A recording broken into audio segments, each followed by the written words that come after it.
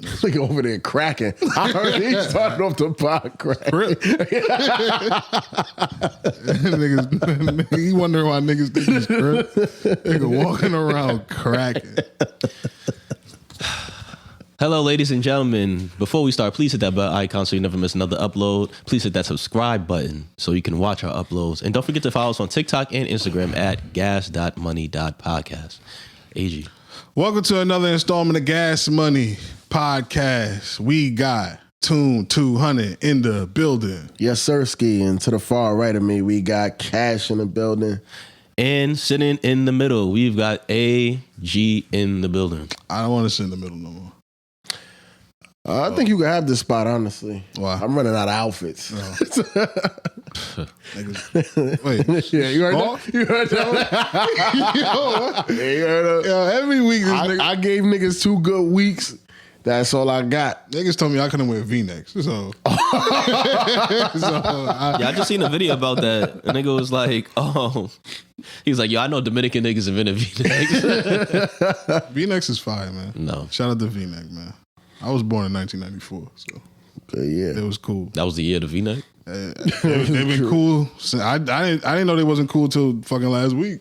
So yeah, it's life, you know? Shout out to the V-necks. I fuck with a V-neck. I fuck with a black tee. I ain't gonna lie. I ain't gonna throw on no V-neck, though. But no, it's not for everybody. Yeah. It's more like a cool thing. I ain't that cool. Yeah, nah, it's cool. It's cool. Queensbridge nigga actually, like, put me on the V-neck. I think I know exactly which one. Oh, Ray? Yeah, no. Nah, it was my man, Ray. Shout out Ray, though. I got a shout out before we start.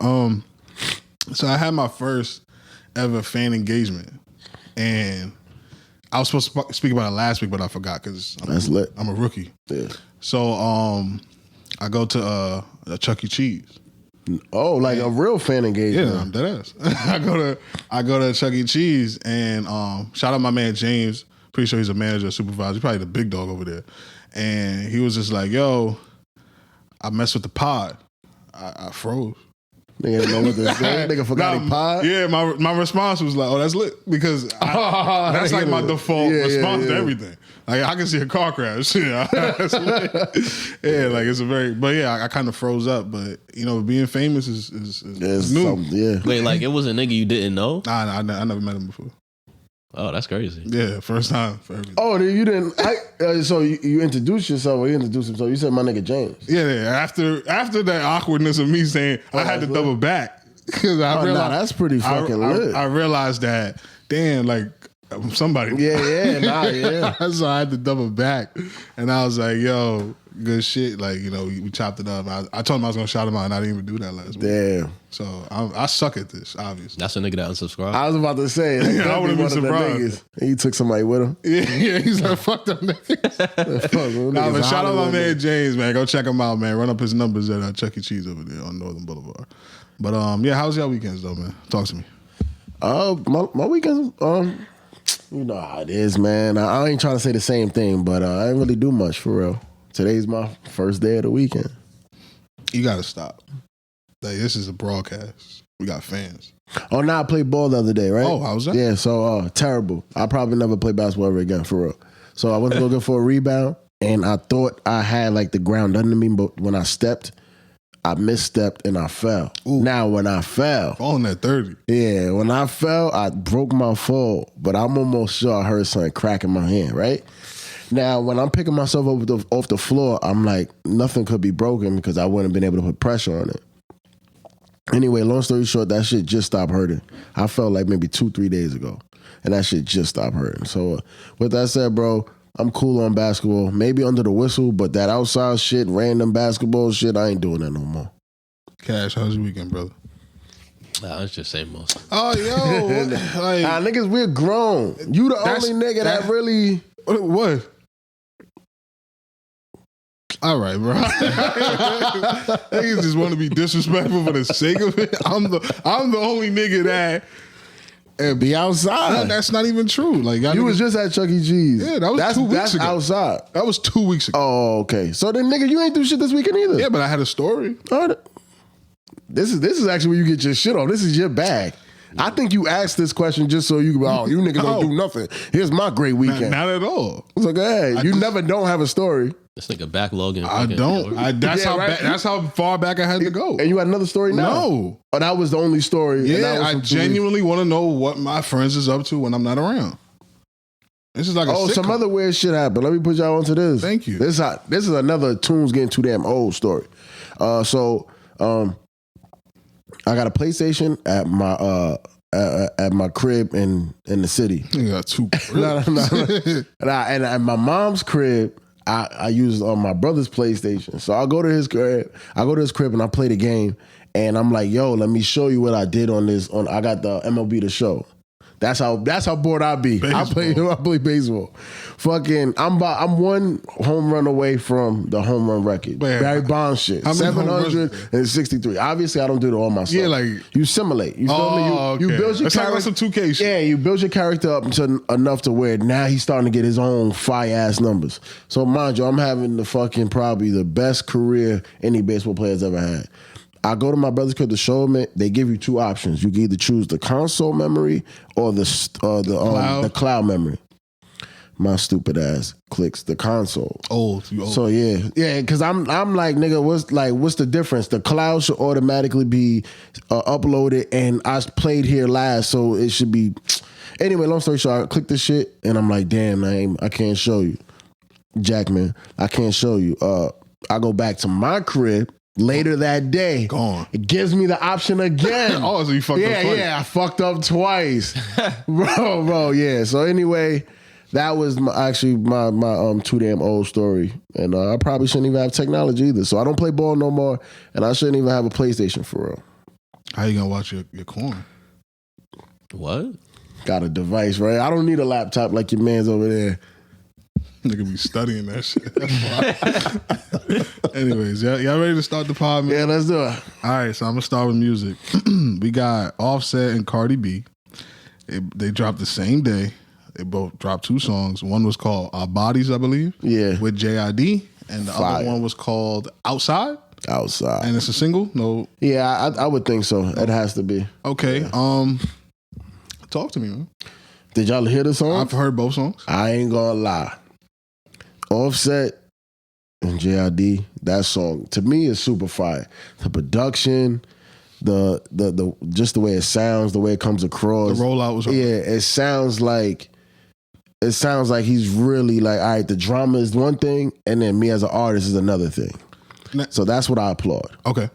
The Cardi B situation, I feel like obviously that's just her whole maneuver. She's gonna appease to the audience that's just like, I'm out of a relationship, and I'm about to have the time of my life. The song is fire. I just feel like ultimately that was like a Offset. We're gonna disagree there, bro. Well, you don't think the song was fire? Not even the slight. All right, maybe the potential I'm looking at, but nigga, I feel like that song right there is one of those. She's about to have a whole parade of women that just left a situation playing that song. I think that was her swan song. Like, her swan song? Yeah, like that label gonna look at her like, yeah. Really? Yeah. I don't know. They ain't got it no more. Unfortunately, I don't go out enough to be able to be like, hey, let me hit this maybe in the spot. Maybe I'm being old. Yeah. But I don't. You didn't like when you was even listening to the lyrics. It wasn't one of those that's like women's about to gravitate to this. I think because we've been outside for like 10 years running, that we have a pretty good ear for, this is gonna slap when it's time. But like I said, maybe because the club is dead, maybe because for me, I'm gonna go out on a limb here. I'll take all the L's that you can apply to the situation. I think it's over. It's over? Damn.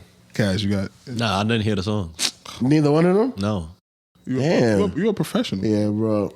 This is your job, nigga. Well, honestly, you could probably guess what the Cardi B song sounds like. Yeah, it sounds like all the rest of the songs. Yeah. Did she have a music video? Nah, I don't think so. She had like a... Pish posh, man. She had an animated like kind of... Yeah, type shit. Nah, that shit like if she wanted to make a list song, she got to come out with a twerking the ass and all that shit. I think that this song would, and honestly, summer just started yesterday or the day before.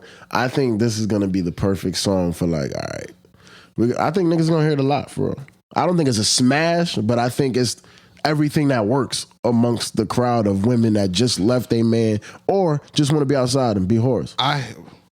I hear you. I'm wilding. Yeah, I hear you, but I think let's focus on Offset and his shit. You know me with the Migos group, I always looked at Quavo as the super duper star. Offset is good money. Offset, he's doing his thing. I liked it. It was clean, very polished, and it's a step in the right direction. And on the gossip tip, that nigga was like spotted with Stephon Diggs' last girl. How y'all feel about that? Well, niggas were saying that's really a win for him because she don't have no kids. Nah, I think she does though. Oh, she do? I think so. But see, let's just that's what people were saying. Yeah, let's She just don't got pretend she don't. Right? She don't got no kids. So I don't know. I mean, I just feel like the swapping. Well, you heard Quavo. Yeah. Swap it out. That's why Quavo's the GOAT. Out of that, but. Yeah, you can't. Yeah, that you nigga's can't cool. teach that. Yeah, you can't that teach nigga's cool. that. You can't teach. Yeah, that nigga's a superstar. But that's the only way to handle that situation. Everything else you're gonna cry about. Yeah. But yeah, back to Offset and his shenanigans. I think it's a move in the right direction. Yeah, I think that song was really good. And that bitch is bad. I'm talking about the girl. Oh. I didn't get to see the girl. That's why. It's bad. I mean, Cash is gonna But see, that's somebody's old work. nigga, all these bitches. Yeah, I guess so. I guess so. But like, I don't know. The only difference is, like we said like weeks ago, is that I don't think you can out freak and out money Cardi B. There's no bitch in the world that got those two things combined. You disagree? Nah, yeah. It's combined, yeah. Oh, okay. I thought you were about to say. I'm gonna let him know about Nicki again. Hey, you have to come up with some more bars. Yeah, like, come on, bro. Come on, man. But yeah, shout out, Offset. Does he have an album coming? Or I would assume so. And yeah, y'all want to hear another Offset album? I don't know, man. I don't know. The Migos. Yeah, you go. No, I was like, I'll listen to it, but the shit not gonna be like no groundbreaking shit. It's just gonna be like, oh, that was cool. I think Quavo and Offset should have a reunion. That would be crazy. I'm pretty sure they got more than enough takeoff verses. Yeah, I think that would be for the culture. Unironically, yeah, they should do it for the culture. That would be fire. I think we need that right now. Nah, maybe in a couple years. Oh, you think we should wait? Yeah, I don't know, man. Hip hop is in a weird space right now, and yeah, that's why I feel like right now it's just this shit is too much like microwavy that we kind of need this shit to kind of like ease into like actual shit meaning something again before we get that out because it's gonna come and go. I feel. But I blame Cash and his demographic. Yeah, it's definitely them niggas. Like, my demographic. Yeah, y'all niggas don't like.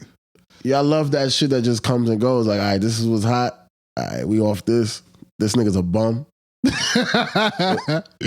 I don't think I'm really a come and go nigga.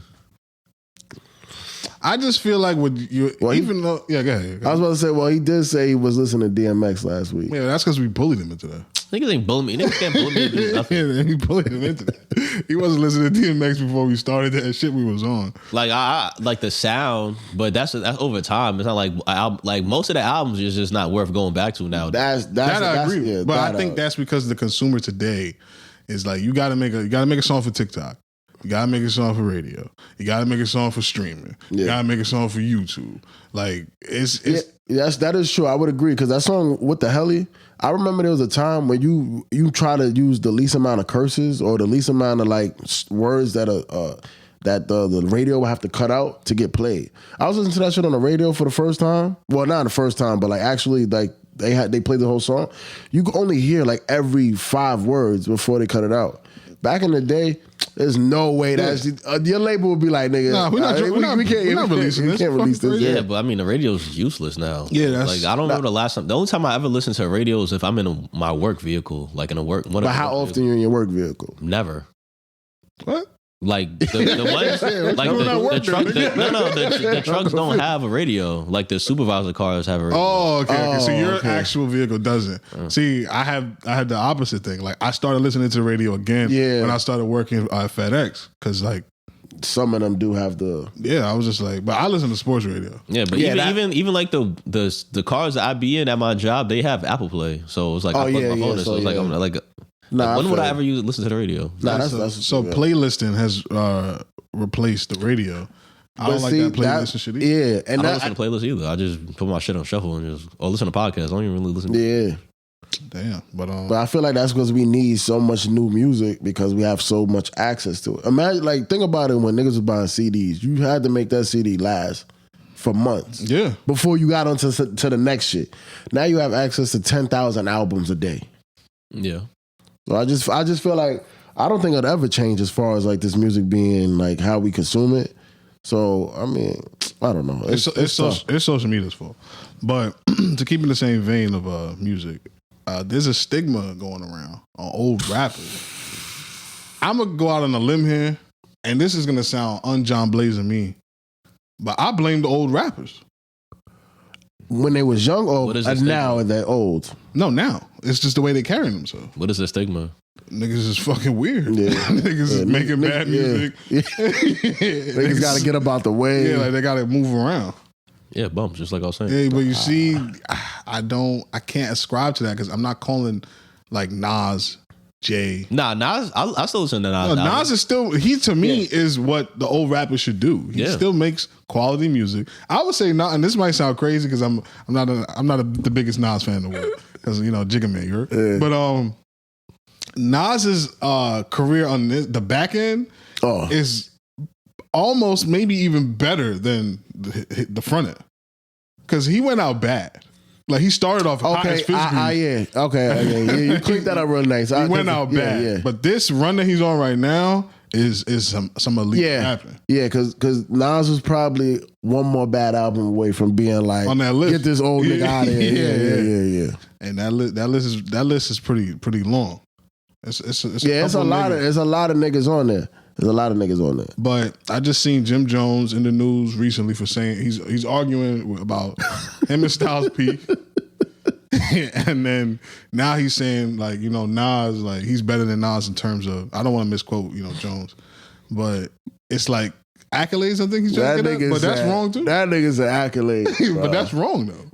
Completely wrong. Maybe not Billboard. But see the thing, Billboard, he's 100% not accurate what he's talking about. He's just wrong all around. Nas has 27 entries. Jim Jones only got 27 like 16 albums on there. He has I think like 6 number ones, some shit like that.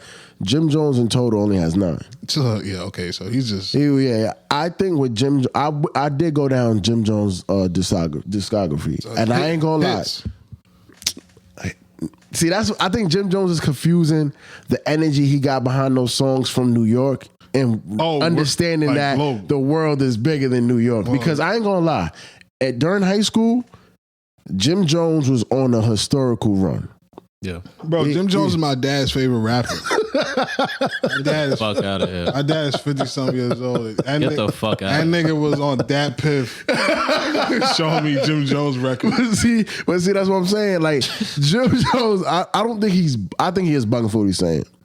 I just think he's confusing that the run that he had when I was 16, 17, and 18, he thought that the world was behind him. I think just New York was behind him. And he's been kind of like, he just doesn't have the accurate information to articulate himself because he's bugging the fuck out. That's one thing I feel like I even fall victim to. I be feeling like New York is the world. Like if an artist, obviously there's different variations. Like a nigga like K Flock and shit. Like I knew that they wasn't like. Oh, you lucky Chubbs ain't here, boy. That nigga would argue us down. Shout out my man Chubbs. Yeah, but he's a fool. Yeah, that nigga. I ain't co-signing that. But that nigga will argue us down. And niggas like K Flock. Fucking what's the other nigga name? Not even that. It was before that. Shy EK. It was niggas like that. Well, Shy EK was the biggest one out of them until K Flock came out with like Brotherly Love and shit like that. But they wasn't getting global. No, dog, you couldn't tell that nigga that they weren't though. Yeah, but he doesn't know. That's the crazy. No, but I'm just showing you like how, like you're saying, how New York bias sometimes has you thinking. But so who was your artist like that? Well, right now I feel like that about like Cash Cobain. Oh, okay. Yeah, because But- I think he's got to be. He's not. Yeah, you niggas broke news to me last week. That's what I'm saying. Globally, he's not. I don't. He's definitely like he can't go on a global tour. Like he can't do like what Ice Spice is doing, go to another country. Yeah. But within the tri-state area, obviously he's the biggest, and maybe on the East Coast. But like one of my mans that live in Connecticut. He not really a big music nigga, but I mean, you don't gotta be a big music No, you nigga to don't. know Cash Cobain. And I'm like, yo, y'all niggas don't fuck with Cash Cobain out there? He was like, nah. Like, Yeah. Did you have a follow-up question? Like, who do y'all fuck with in Connecticut? Nah, I forgot to ask him that. That would have been a dope question. I want to know what the fuck going on out there. Niggas listening to what? But like anytime somebody's like really big in New York, like I be feeling like nigga, they should be big everywhere. Yeah. But like you go to like fucking Milwaukee or fucking Utah or some shit, them niggas probably not fucking with nobody over there. Nah, I think that's the old remnants of the music business of 10 years ago because once you popped in New York, that was like the goal. Because once you popped here, like even with Wayne, like Wayne came and he got the Dipset cosign and stuff like that. Mind you, Wayne was already popping in the South, but once you come to New York and get popping here, that was it. That cemented you as like now you're about to go on a run. So I think that's probably that. But I think you kind of said it earlier. It's New York was radio, and the radio nobody gives a fuck about radio no more. So it's like if you buy any convenience stores right now, just go in there and dig your hand in the cash register for no reason. yeah, That's your money now. Yeah, that shit is funny. That's some New York shit right there. That's funny as fuck. Yeah. So define relevant. Yeah, like I was saying, every time you go on the internet, that nigga Jim Jones is there. He was just arguing with my man Shay Shay.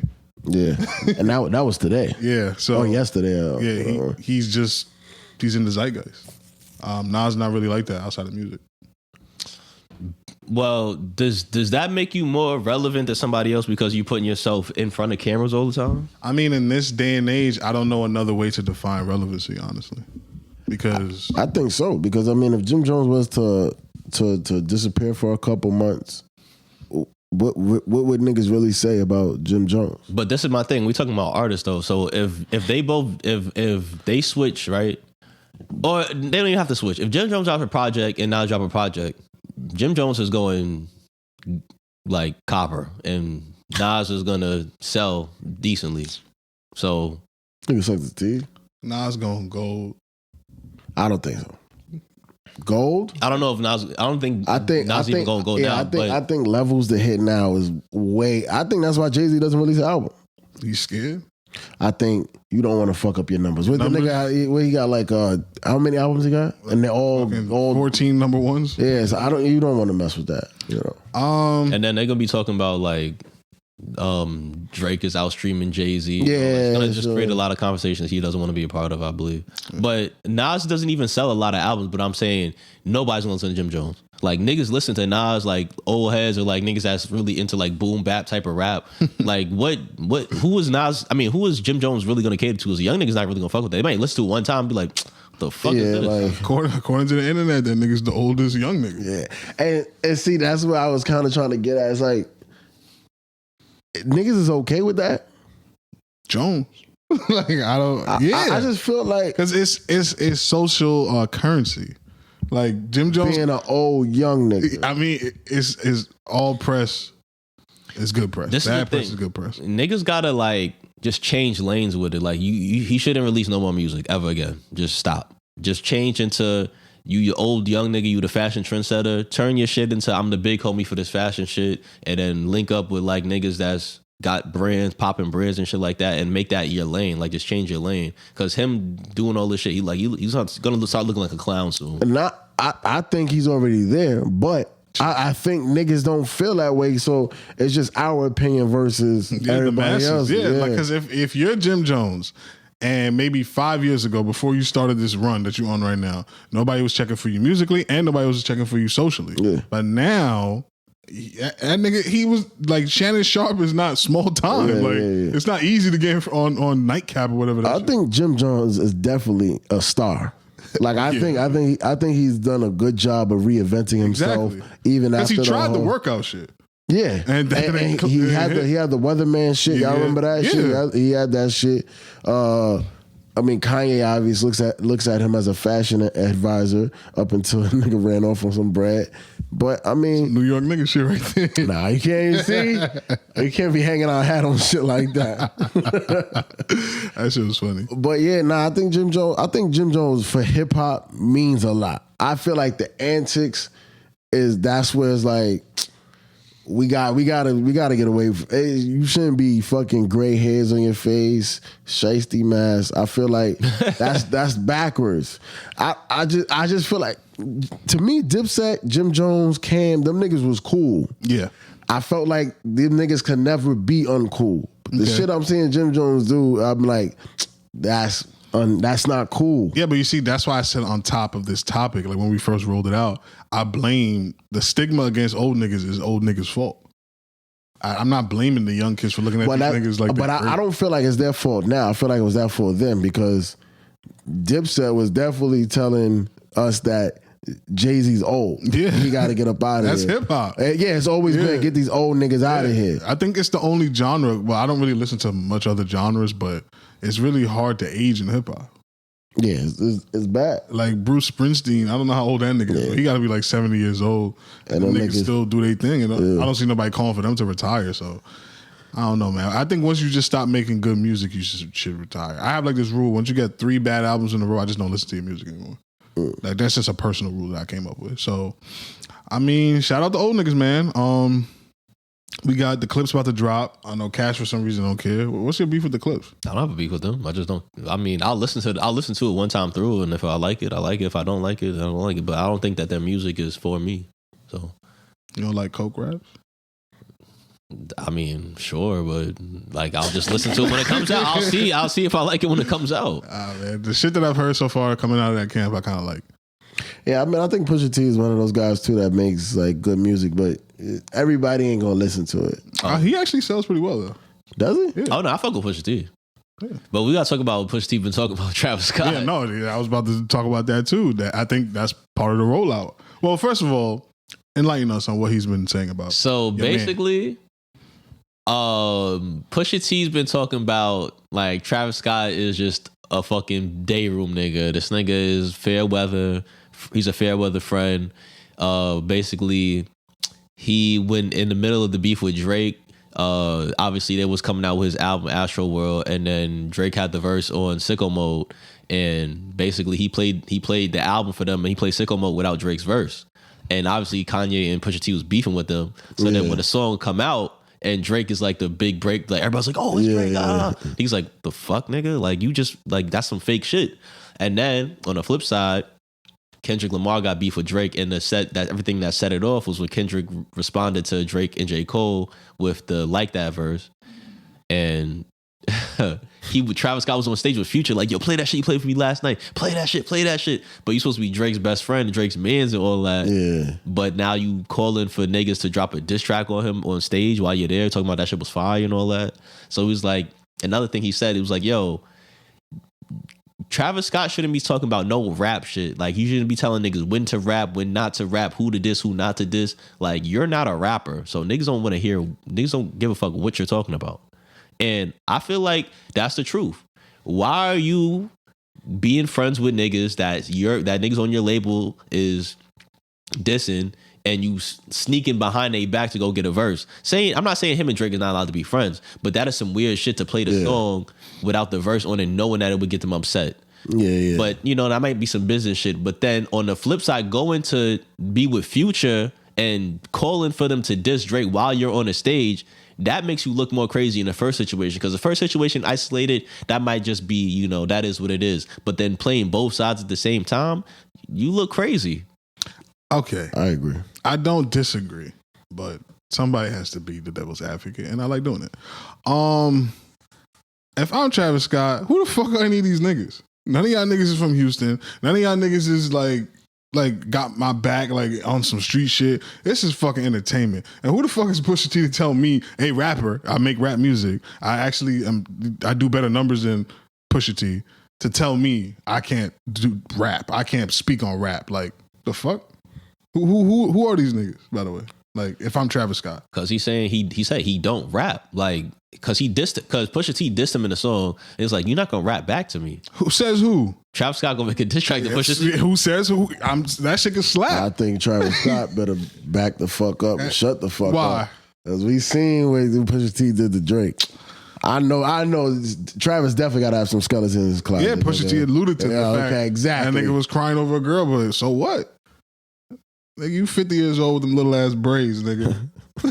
Like, I honestly, we all know Pusha T gonna put his foot in Travis Scott ass. That's what I'm saying. So Travis Scott better not say anything. He better stand down. I just want to give the opposing opinion. I really do think that sometimes niggas get a little bit too big. Like, this is a music business, bro. Like, but if a nigga's a snake, he's a snake. Like, what makes me a snake if I have no allegiance to none of y'all niggas? He does have an allegiance to Pusha T and Kanye. What's my allegiance? That was what? What is it? Kanye is the one that signed him and put him on. Cool. And you got allegiance to your boss? And my boss out, yeah. Cut it out. If my boss was getting jumped, I would help my boss. Yeah, it's the same. I like my boss. He don't like he'll cut a nigga off. Yeah, I would, but I like my boss. All right, so what if you didn't? If I didn't like my boss, no. That's my point. He just because Kanye signed it don't mean that he fucks with him like that. Cool, thank you for the shot. Nah, but then you go do some shit to Drake. I'm not saying him and Drake is best of friends. But like, these are niggas that we kind of seen you around. Okay, you know, have moments. These are my with. Co-workers, yeah. And then, all right, man. So the next nigga that come around, I'm gonna just do some snake shit to get cool with that nigga. Yeah, because I'm trying to climb the ladder, nigga. I'm here to sell records. That's why he say he's a snake. Man. All right, I'll be a snake then, nigga. Sell a record, pussy. that don't matter to me, nigga. Yeah, then what are we doing this for? I made more money. So now it's just fuck Travis Scott. Cause why are you dissing me now? Because I have a voice now. Oh, you didn't have a voice 2 albums ago? Yeah, nah. Because did they have a problem 2 albums ago? That Drake shit just happened. Okay. And that Kanye shit, I don't know how long ago that was. All I'm saying is shout out Pusha T, man. But if I'm in Travis Scott's shoes, like nigga, when Tory Lanez was trying to fight me, and I ain't see Drake around. Like niggas let that little nigga pop on me. All right, fuck y'all then. I'm from Houston. That shit don't mean but in a nothing. certain situation, it's like if you're a butt, like you got to just be butt by yourself. Nah, hell no. That's the Tory Lanez is 5'3" and Travis Scott is like a regular sized human being. Yeah, but and you let this nigga punk you? I'm from Houston, bro. We shoot shit. We not with the tussling. I ain't have my gun. I'm a pretty boy too. Like, I'm not fighting. Travis Scott's a pretty boy. I'm just saying how he carries himself. That nigga don't. He do act super Hollywood as fuck. Thank you, because this nigga. That nigga be acting like he crazy though, so be crazy. Nah, he don't. Yeah, that's what I really want to see. He do be acting like he's crazy. He just does that. He be acting like shit. Nah. He be acting like this nigga got a screw loose and nah, bro. I never got that. Nigga, Rockstar's not scared to fight nobody. Yeah, but I got on Cartier, nigga. I ain't tussling. That nigga's a bitch. That might be true. But in this specific argument, I think that niggas is giving Pusha T too much like sauce. Nah, I really don't think that niggas give a fuck about what Pusha T thinks, but I just think he's right. Like, I think that this shit is not gonna affect Travis. It's not gonna affect Travis Scott at all. Did like, he respond? No, niggas don't give a fuck about what Pusha T got to say, but he's right though. I can tell you who really don't give a fuck. Who? My man at the Family Feud don't give a fuck. Oh, Steve Harvey. He got a beef with Pusha T. You know about that beef? No. Yeah, that shit's bad. Pusher T. Yeah, because I think when he dissed Drake, he like made fun of Dennis for wearing like Steve Harvey suits. Oh, okay. And Steve Harvey caught wind of that. Like they asked him about it. He started cursing. But this is my problem with Steve Harvey though, because like Steve Harvey suits has always been a joke. He called him broke. Like Steve Harvey suits is like equivalent to like Shaq sneakers. Like, there's nothing really wrong with them. Yeah, there's nothing wrong with them. Yeah, but like you Drizzy's pops. How the fuck you want to Shaq? He's an old nigga, and he looks at Steve Harvey like, "Those some nice suits." But yeah, that's the issue there. But ultimately, I think Cash is right. I don't think anything really comes of this. It's a little rollouty, like a little rollouty ish, but I don't see a problem with that. Like, but see. It all ties into the shit where niggas be like, this isn't hip hop, this is his hip hop. These niggas all do the antics to, you know, get popping at a certain time or get spoken about. So that's why I be feeling like when these niggas be saying what is in hip hop or what is hip hop, that shit is all bullshit. Yeah. That shit is entertainment. Niggas is trying to get paid. And come on, bro. Yeah, 100%. Moving on. That's your final thoughts on the old niggas in hip hop. We done with them. I wanted to add a topic too. I forgot. It's music. It's about an artist. Yeah, it's music. Good. Y'all seen the Mexican OT nigga? Oh yeah. I forgot. I can't believe you don't have this topic in the docket. Good shit, bro. So Mexican OT was on what is it, Lip Service? Yeah. With Angela Yee and that girl from New York, Cleopatra. The one that Trapper. The one that Ice Spice packed up. Yeah, and a bunch of other people, and they asked him, "Why do you feel like you could say the N-word?" And the nigga was like, "This is the first thing. This is crazy." Like, yo, is there any black men in the room? And he went like this. I didn't even know where he was going with that. Yeah, I thought he was gonna look for an ally. Yeah, he did the opposite. And then he's like, "Oh, there's one." He's like, oh, "Okay." He's like, "Yeah, I say nigga because what you gonna do about it?" Like, and everybody was like, "Oh, okay, clock that T, bitch." Like, what the fuck? What type of responses? Like, that shit is so crazy. What you want those women to do though? They should call him out. Be like, yo, you're wrong. Like, that's you should have been. Like, you don't gotta fight that nigga because what, he gonna pop on me? You going to jail, nigga? Like, that's a fact. Nah, but you still got popped on. Nobody wants to. I can't. But see, my thing is though, nobody wants to get popped on. Nah, that's a fact. But my thing is though, like, if you get popped on. Yo, you can't be scared to get popped. If you willing to send a nigga to jail, don't be scared to get popped on. Yeah. See, he's doing that shit I don't like. Nah. What you mean? That was an attack on a specific demographic. I don't like that. What demographic? What you meant by that? If you're willing to get popped, if you're willing to send a nigga to jail, don't be scared to get popped on. What you meant by that part? If you're willing to send a nigga to jail. Like if you get popped on, you're gonna call the cops. All right, cool. Like if a nigga just popped on me for no reason. That's my fault. Maybe I was triggered. I thought he was. You see what I thought? I'm confused. Yeah, it's all right. That's my fault. You got that. I thought you was wilding because this nigga always on some shit. But let's talk about it though. There's a way. I mean, obviously, there's not gonna be no right answer on the internet, but in real life, we know it. Like it is what it is. Come on, don't do this. What you mean? Talk for real. Don't do. In New York, everybody says the N-word. Not everybody. What demographic don't say the N-word? No, you're right. Everybody does say the N-word, but there's certain demographics that don't say it as comfortably as others. This is what I would say.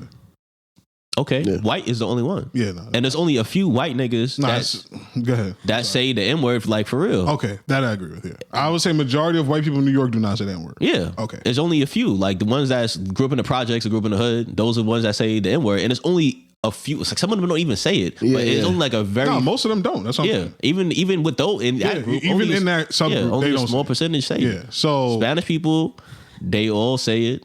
For the most part, even now I'm noticing like people I grew up with when I was in school, like that was like the time when memes became a thing, and it was like niggas be like, and everybody would just say nigga, nigga, nigga, nigga. Yeah. But as we got older, I started to notice that some of my Spanish friends or Asian friends, they stopped saying the N-word. Yeah, I noticed that. I was like, oh, okay. I don't know any Spanish person that stopped saying it. I definitely know an Asian person that stopped saying it, and I know a Pakistani person that stopped saying it. But I think we like walking around the elephant in the room here. Mexican OT is like, how do you feel about the way he went about that? Yeah, that was inappropriate because that's what I meant to say. You would have done something about it? I'd be like, no. Well, I would have confronted him verbally about it. I'm not gonna because there was a black man in that room. Well, that's not his job. He was clearly doing some other job. He's working. If he was a Mike, he should have pushed back on that. But like those girls, they was just okay. Like, pretend I'm Mexican OT. What you gonna do about it though?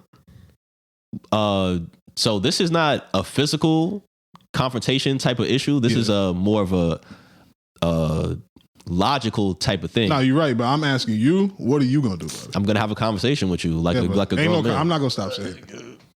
So what you saying? You want to fight me? No, I'm letting you know I'm not gonna stop saying it. All right, but you asking me what am I gonna do about it? So you're doing nothing about it. I'm asking you. I'm just letting you know that's how I would have went. No, I'm asking you how far are you willing to go with this? Because as far as you want to go. And I'm saying that we're gonna have a conversation about it, and I'm gonna let you know. It ain't gonna be no conversation. I'm Mexican OT, nigga. if I'm a nigga that don't want no smoke with it, I'ma just be like, yo, I'm offended. And what are you gonna do about it? Oh, he continues being like, Yeah, that's what I'm I'm saying. like, yeah, I can't talk to a nigga like this, bro. So you leave? And then, no, that's fine. No, I'm gonna start now. I'm gonna make him feel uncomfortable. Like, see, like niggas like this. This is why it's a problem. Like when you let outsiders say whatever. Outsiders? Niggas is clowns. You just like that. Now he gotta get up. Yeah, niggas is clowns. I think that's a good way to go. Niggas can't be using their own slang, so they dick ride our shit. And then I get popped on. I'm calling the police. Nah, but that was genius though. You make him the bad guy. Yeah, like, come on, you bro. make him have to get physical with you. Exactly. Yeah, that's smart. But like, I just think nigga like.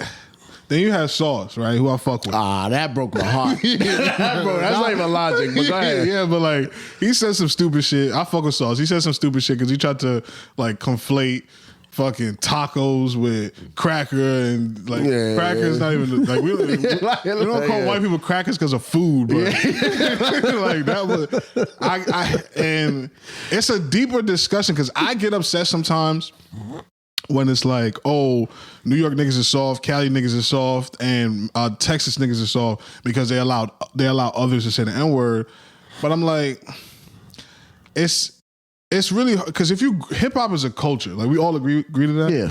And if that is the culture you grow up in, it's really difficult. I'm not saying it's impossible because, like you said, you know people, and I know people that they grew up in New York in hip hop, and they got to a certain age and they realized it's inappropriate. But that's not because you said anything to them. They came to that realization on their own. Yeah. So it's a really nuanced conversation. But as black men, I just didn't like the fact that he challenged another black. Yeah. That was the worst way for him to go about that. Like I like the way Fat Joe kind of handled it, where he was like, I'm a nigga. Like this is what I grew up around. This is who I'm not acting as any. But see, I also feel like that those answers aren't real answers either. No, of course not. I think people have to understand that if you're being allowed or accepted into a culture, that even if everybody a part of that culture doesn't agree with what you're saying, you have to look at the situation and be like, you know what? I respect the culture enough to be like, cool, I won't say it around you.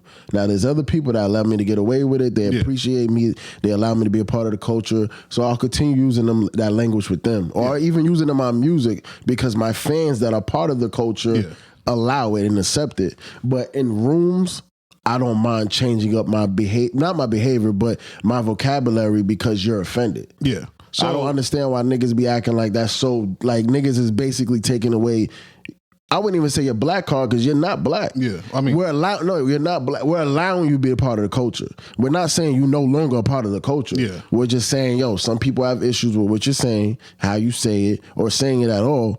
And just take it for what it is. Niggas ain't fucking telling you less of a man. Niggas ain't calling you no bitch. Niggas ain't calling out your name. They just saying some people have issues with it. Yeah. The problem is that niggas be thinking that a nigga saying you shouldn't be doing this or you shouldn't be doing that or niggas don't like this and then or somebody asking them to stop doing something and then they follow along with what they're saying, that makes them pussy. That's really what it is. True. And that's to me, that's corny. Like if a nigga say, yo, I want to fight you, I'm be like, yo, I'm not fighting you. That makes me pussy. Yeah. But it's like, nigga, there's no reason for us to fight. What we but for? that would just make me an idiot to fight you right now because then what is going to come with this? Like one of us is going to get hurt for no reason. No reason. No, niggas still calling y'all pussy for that though. Yeah, but is that really pussy? Because if there's a reason, like you did something to me that made me want to fight, but we having a conversation about you saying the N-word and you say you want to fight me. It's like, nigga, what? Nah, yeah, you're wrong. You're wrong. Not you. The person that. Yeah, it was like, what? Like, how did that turn into us fighting? I'm having a conversation about vocabulary. You want to fight me because you feel like you just don't. That's just you being ignorant because you can't best me verbally. So now you want to best me physically to prove your point, but that doesn't remove you getting bested. So you just lost mentally, but now you want to fight me physically. Now my thing, what happens if he loses that fight? Has he stopped saying that word? No. That'd be another thing with niggas. Niggas could be picking themselves up off the floor. Like let's say somebody says, suck my dick to you, and you knock them out. Literally will pick themselves up and suck my dick. Suck it twice. Suck it easy. Suck it easy. Like, it's like, bro, that's another thing about the fucking resorting to violence shit when it comes to like things that could be just conversations. It's like, my nigga, nothing changed by me fucking you up or you fucking me up. So we literally wasted our time, bro. Yeah, we literally wasted our time. I think honestly, like you said, even the Fat Joe response wasn't the best response, but it's way better than the let me get physically violent. I think the way you said to handle it is probably the best way to handle it. But because niggas would be talking that shit, bro. I remember going in high school.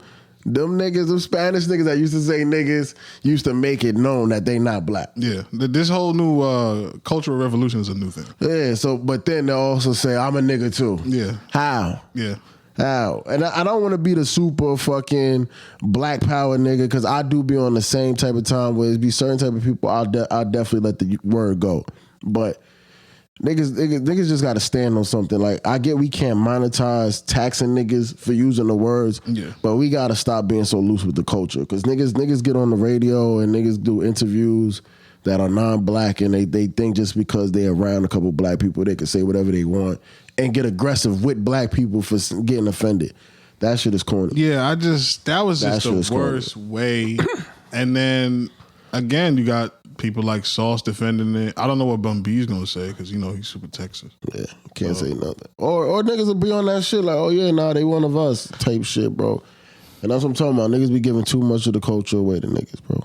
Nah, nigga, Maxwell to your day room, nigga. I lost mad respect. I didn't even really know him like that, but I have no respect for you. Not no respect, but I lost a lot of respect if I had any. Yeah. Cause it's like, nigga, why would you try to press a random nigga in a room just because he's black and be like, what you gonna do about it? That was literally the word. Like, his PR team, bro. Nigga, and the question was people. Nigga, nobody said, the nigga holding the camera. Man don't like that. Like, what the fuck? Yo, son, I ain't gonna lie, bro. All he had to say is, honestly, man, it's a term of endearment. I'm hip hop. I don't mean it negatively. We all in the same struggle. He just could have. There's a whole list of rappers, and because he's not the first person that's been through this conversation. All he had to do was Google what Fat Joe said. He could have repeated the same thing. Niggas would have been mad at him for 3 weeks. Chat GBT, bro. Write the question, and that shit will come up with a wonderful. He decided to get aggressive with a room full of women. That's another thing. That's probably what it was. Niggas saw women around. Say, you know what? I'm trying to get one off right now. Damn, son. Shout out don't shout him out.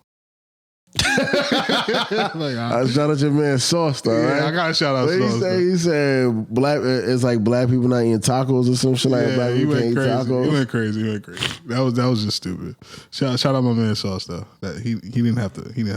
He had to. That's his why man. You think he had to? Oh, that's his man. The same reason why you say them niggas in Cali scared. Nah, I don't think they. Nah, that's just because I got beef with Cali. Bro, New York niggas don't be going for that. Nah, get on your New York shit. Yeah, nah, we what you mean? If Cali niggas is scared, you gotta say the same shit about them niggas down there. Okay, so this is my thing, right? I have a personal beef with Cali because every time New York niggas go down there, we don't come back. So I have to have a beef with that. I troll. It's actually not trolling. I do think Mexican niggas is applying a lot of pressure in Cali, so I don't think they got a choice. In New York, the black people are the apex predator, though. Like, you disagree? That's, in the hood, I don't disagree. Sure. Okay, so if Hispanic people in New York that use the N-word, it's not because black people are scared. It's because they look at them as kin. And that's not a question. You compare Mexicans, and no disrespect to Mexicans, but you compare Mexicans to Puerto Ricans, Dominicans, and Cubans that actually have African ancestry. Nah, we talk Mexicans about because we could also reference what's this nigga name? 6ix9ine.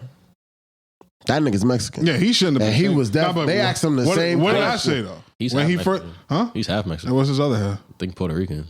But when he's good. Hold on. When he came out, isn't that one of the first things I said about that nigga? Yeah, right, and that's me. Nah, you've always been questioning. Yeah, I'm consistent. Because when he go to the jail, he's signing as white. Like, yeah, 100%. Fat Joe probably not signing as white. You know what I'm saying? Like, that's not hip hop. He can't do that. Yeah, and to me, that's the difference. To me, in Cali, them niggas is signing as white. Yeah. In Cali, and how are jails in New York? Well, the one jail you was at. You could put any race. Yeah, no, I'm just saying, like, was it super segregated by race or was it more by gang and politics? Nah, it's gang. Yeah, in Cali, it's race.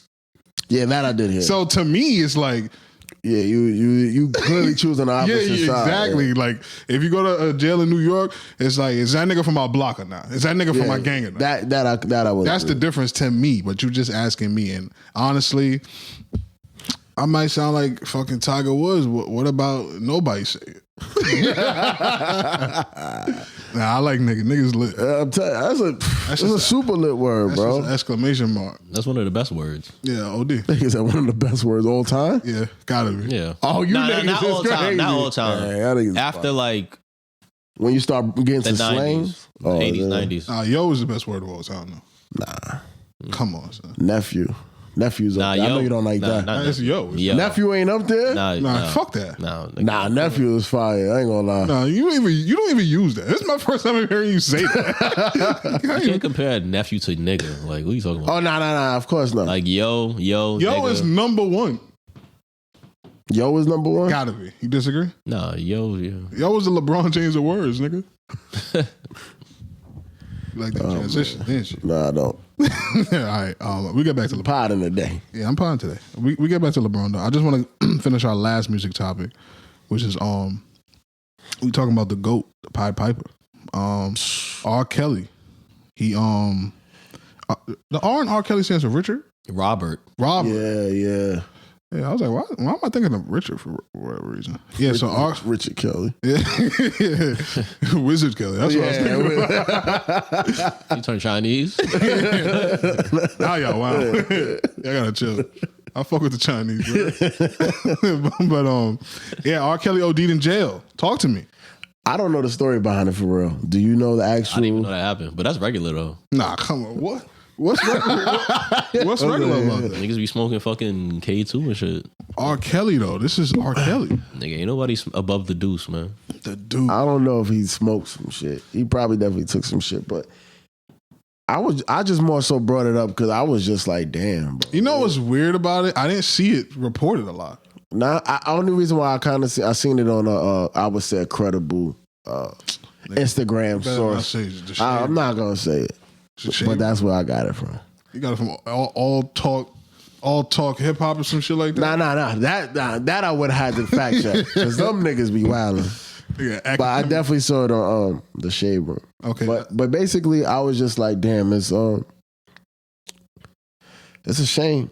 What a lot of I would consider him a GOAT. Nah, they With a lot released of, they released a list recently of R&B acts, like the number one, and he was like 8, They had him 8. which is fucking crazy. Nigga wrote for Michael Jackson. Yeah, they had Michael Jackson ahead of him, like 4. They had Stevie Wonder number 1, which I'm not opposed to. I mean, I the guess answer is R. Kelly though. Yeah, but it's just like that shit. I just felt the way when I seen that shit. I'm like, Yeah, that it's shit really, bothered. it's really sad to go Fucking out. R. Like, Kelly. yeah, it's sad to. Richard Kelly, nigga.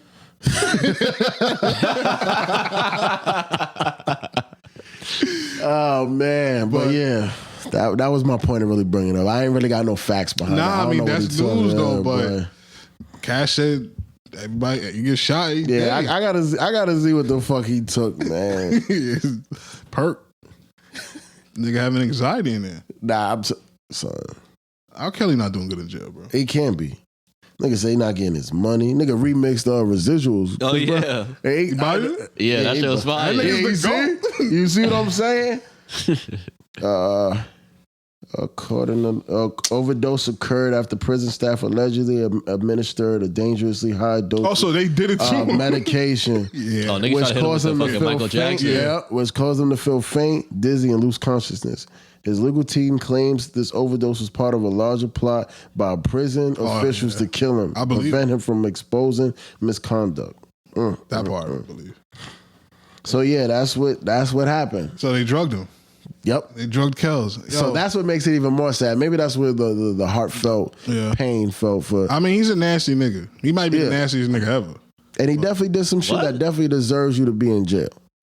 Nastiest nigga ever. Like, nah, I don't know about nasty niggas ever. Because only Did he got him beat? nah, hell. yeah, 100%. Hell no. This thing was doing shit with men. Yeah, but he wasn't fucking with underage people. No, but see that, but that's criminal. Criminal. That's criminal. Because if he was doing that with somebody of age, that's not even nasty. Yeah. That's regular. What? You talking about? Sex. Anything. What Kells? did he do that was? Yeah, okay, put on your 2025 glasses. What did Puff do that was like Nasty. The nigga had a nigga's nut coming out of a pussy and then rubbed on his nipples. Yeah, that's automatically nasty. The nigga had a hijab, butt nigga with a hijab, watching his girl get fucked. Hold on, he had a hijab on? Yeah. That's bad. What you need that for? There's a new report that said the nigga had a threesome. The nigga had a threesome and everybody was cosplaying as Michael Jordan, Kobe Bryant, and Shaquille O'Neal, and he called it the Big Three. The Big Three threesome. That's nasty.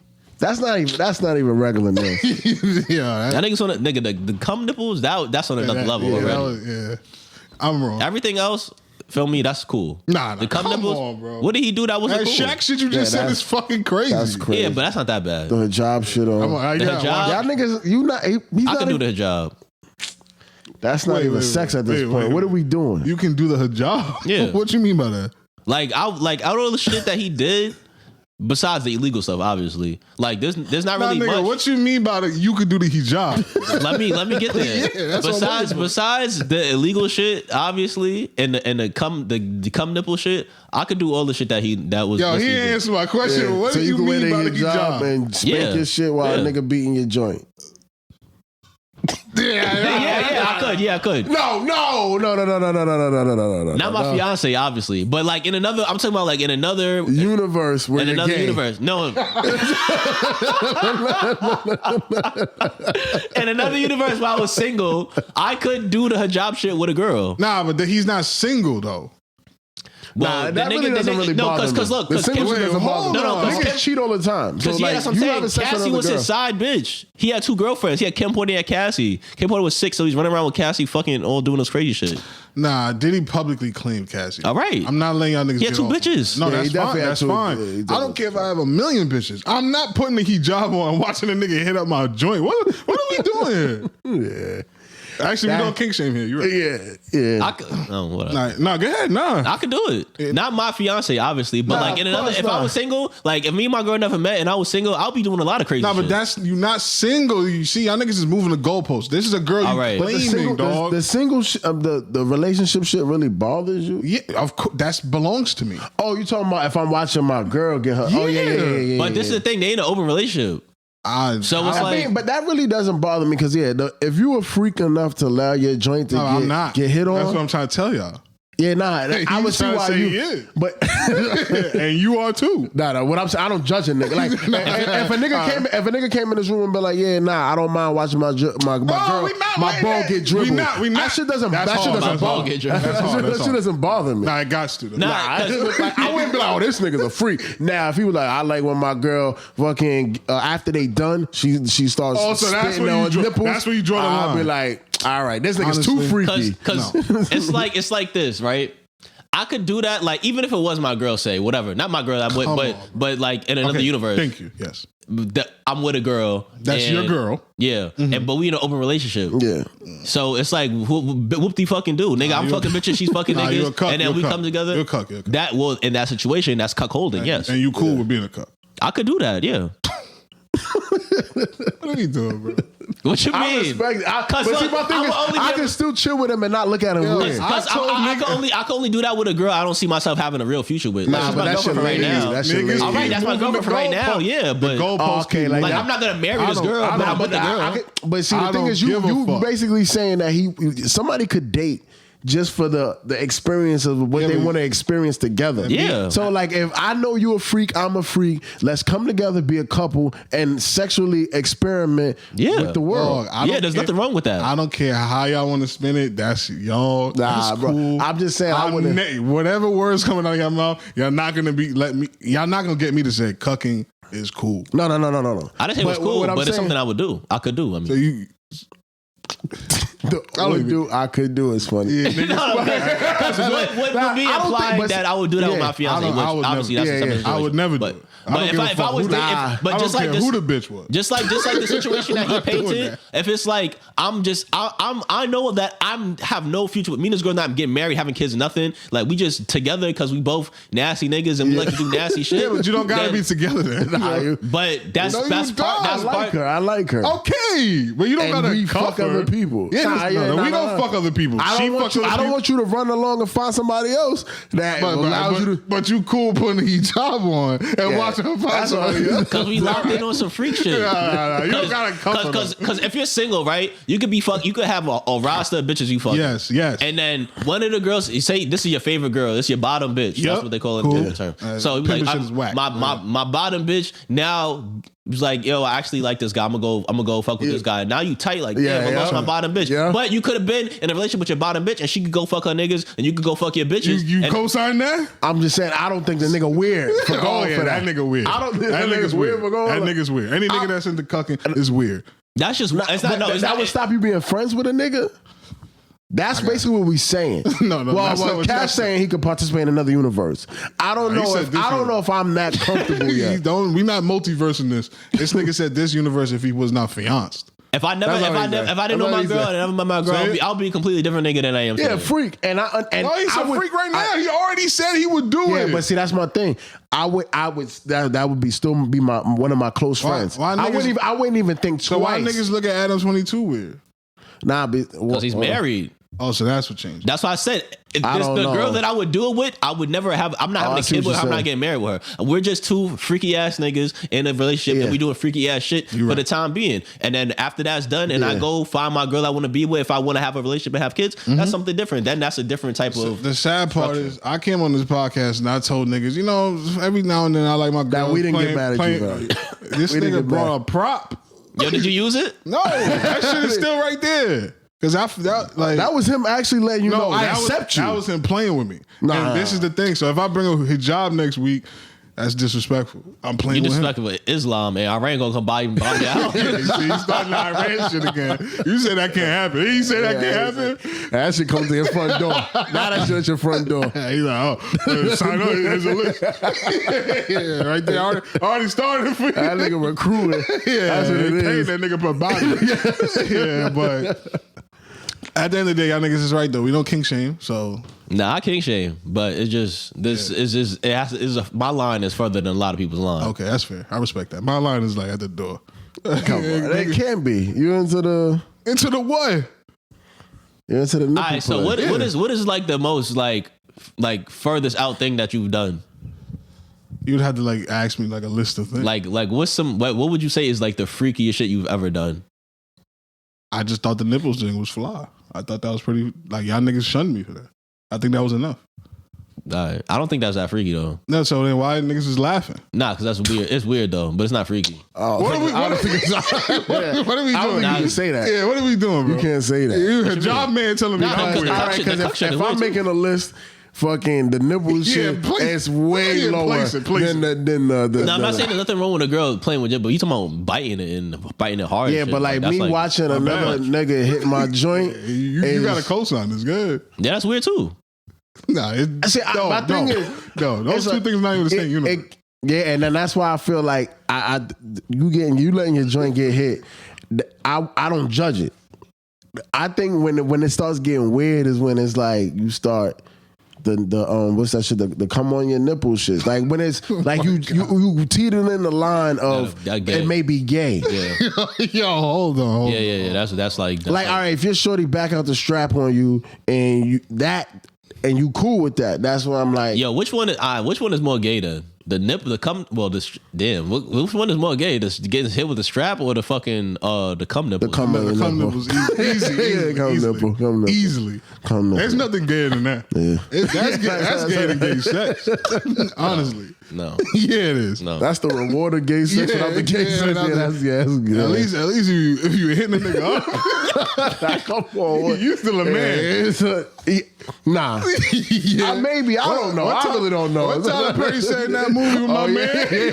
I do the best. Yo, shout out to Pride Month, man. Yo, speaking of Pride Month, I wanted to ask y'all a question. Who was y'all favorite gay person of all time? Ooh, all right. My son Corey from the YMCA. Yeah, that was. I like Malcolm though.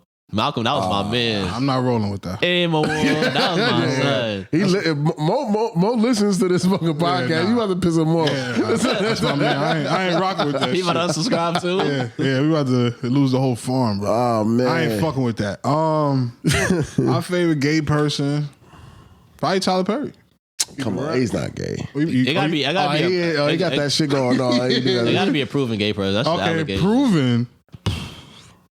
Oh man, there's a lot of good gay people out there. not gay people. Like that actor with the damn, he kind of looked like Simba, but he's not. But he like dark skinned and tall. I forgot his name. He have a movie that about being an actor in jail. Forgot his name. Jussie Smollett. He's up there. Nah, I don't fuck with Jussie Smollett. What has he done for me to fuck with him? Besides Empire, I didn't even watch. I never even watched 1 minute of that. I watched a couple. He was killing it in that. Not really. When I really think back on Empire, that shit was whack. Yeah, that shit was whack. I'm not even really a TV nigga, but they had that whole them versus power shit. So that's how I got wrapped into that. But yeah, the GOAT gay nigga. I'm really trying to. It got to be a dude. Oh yeah, because it's gonna be easy to be a girl. Like niggas could say a million. Who really is the GOAT? Oh, Basquiat got to be. Well, he's dead. Okay, RuPaul gotta be the GOAT. Yeah, I like RuPaul. That's the original gay nigga. Nah, right? RuPaul's gay. Yeah, he gotta be, right? You sure about that? No, how's he not? What are you talking about? What do you mean? That nigga's like, isn't he like the king, queen, drag queen? Yeah, but drag queens are not always gay. No. I'm being dead. You doing that shit, you gay. Nah, come on. Hold on. There's you tell me there's niggas that do that. And they're not gay, yeah. I mean, there's niggas that do gay porn that's not gay. No. He got a point. No. That's what you guys No. Nah, honestly, that's the same thing, though. No. No, my thing is, it has to be the same thing because if there's a line between gay and not gay, as soon as you stepped over that line, everything is gay. Yo, dressing up as a woman is weird. With makeup and fake. I don't think fake. That's not gay. I don't think it's weird. Chill out, dog. You got a lot of fans, bro. What you mean? That's a gay shit. That's not gay shit. Voguing is not gay. Nah, that's not because. Like a couple of the episodes of what's that shit called? Like the Wayans brothers, they old. Yeah, but they playing around. Yeah, they playing around. Yeah, so doing it is not gay. But doing it seriously is gay. Doing something playing around, doing something seriously is gay. Doing gay sex is gay. That's it. It has to be. That's the only thing that's gay. It's gay. The action is gay. The adjective you use for it is gay. A nigga dressing up as a woman is weird. I wouldn't call it weird.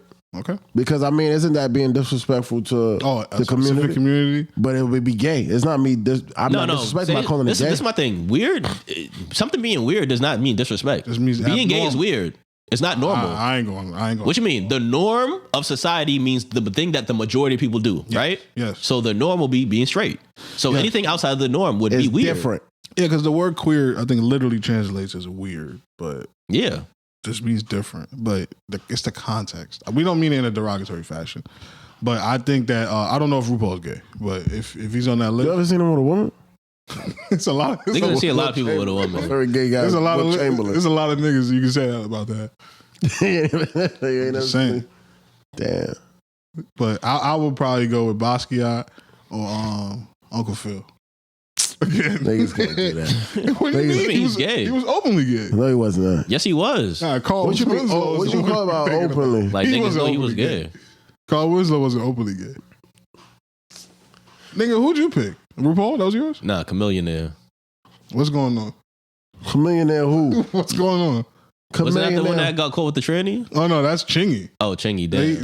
That wasn't real either. They killed two niggas. That nigga killed Chingy and Chameleonaire. No, but yeah, that was she played him. She played him? Yeah, that wasn't real. A word? I forgot. That ruined his career. That ruined his career. Yeah, we spoke about that with the boss man D-Lo nigga. Yeah, it's the same thing. Yeah, it's the same shit. But that was just before the internet could prove shit. So now you just done. Yeah, shout out Chingy right there. What's the name of that? You know who was another lit gay nigga?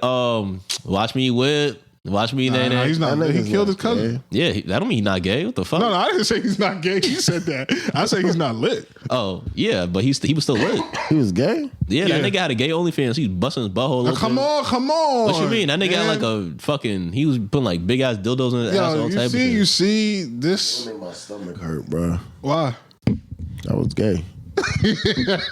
So being gay make your stomach hurt, but I can't say it's weird. We got a pod. That niggas is wild. I'm changing the subject. I'm from New York. Gay is part of my vocabulary. I let Mexican OT say what he want. Gay is Nah, that's a fact though. Why can this nigga say nigga, but I can't say something is gay without getting in trouble? Not gay. Use the other one. Nah, I ain't using that one. I ain't using that word was never really part of my vocabulary. Hey, you not from the 90s, nigga. Niggas walk outside and say, Nah, I've used the word. niggas say that to their best man. Oh man. Yeah, son. All right, man. Let's move on. Let's get into sports, bro. Please. So we have a couple of sports things going on. What's the most important one? All right, let's start with Ace Bailey.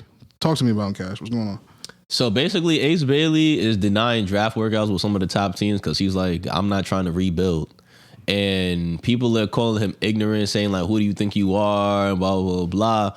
And I wanted to see, like, is this kind of racist that they're doing that to him? Because people like Eli Manning is the most famous case of being like, yo, I'm not going to that team because they suck.